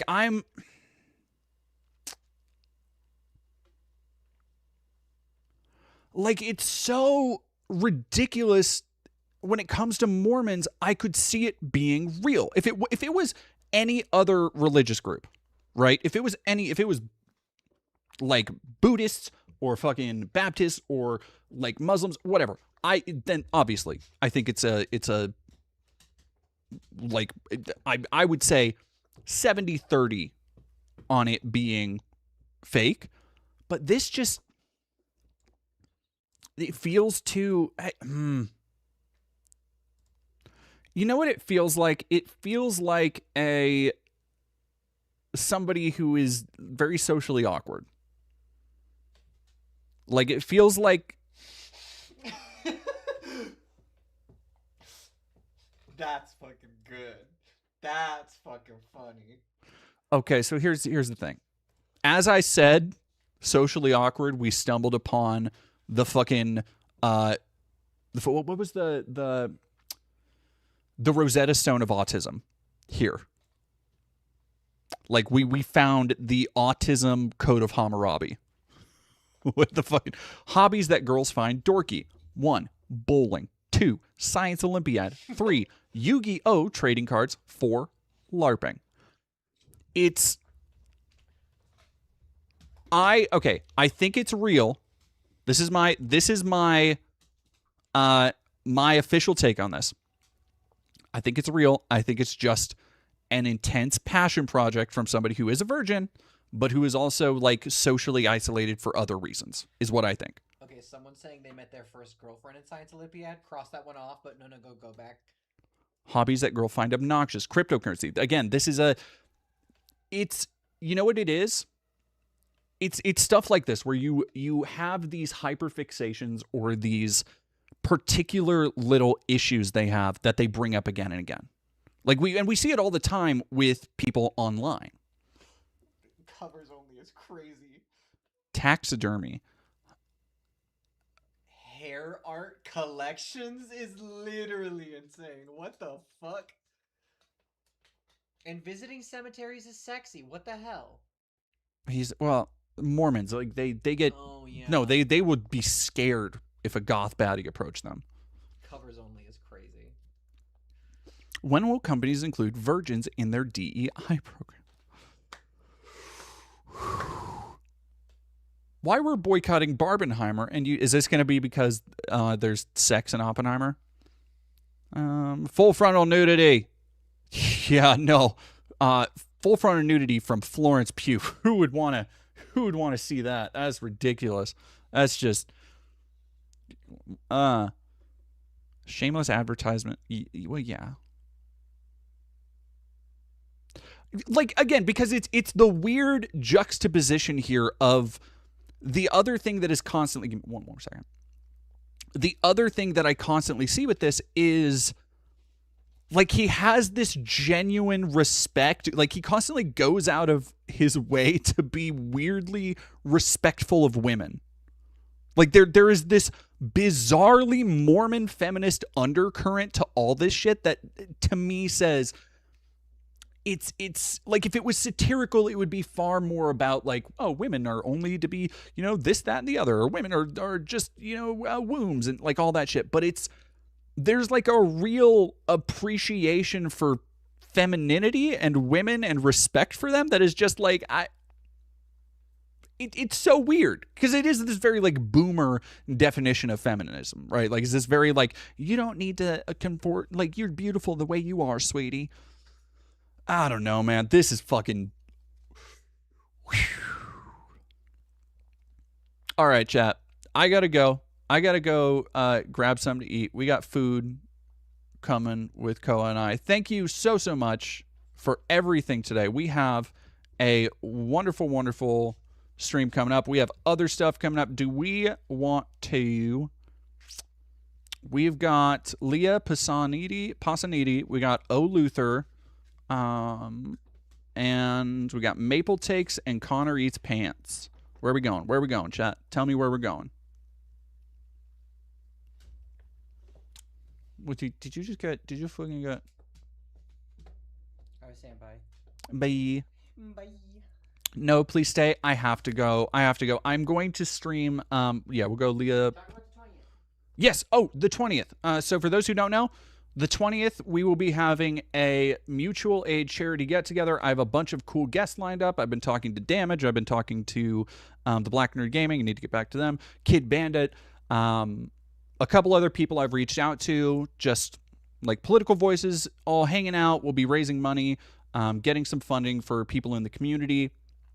So on the 20th, starting at 10 a.m. PST, don't forget, and we will see y'all later. Go over, say hi to Leah, and go like and subscribe and do all that stuff.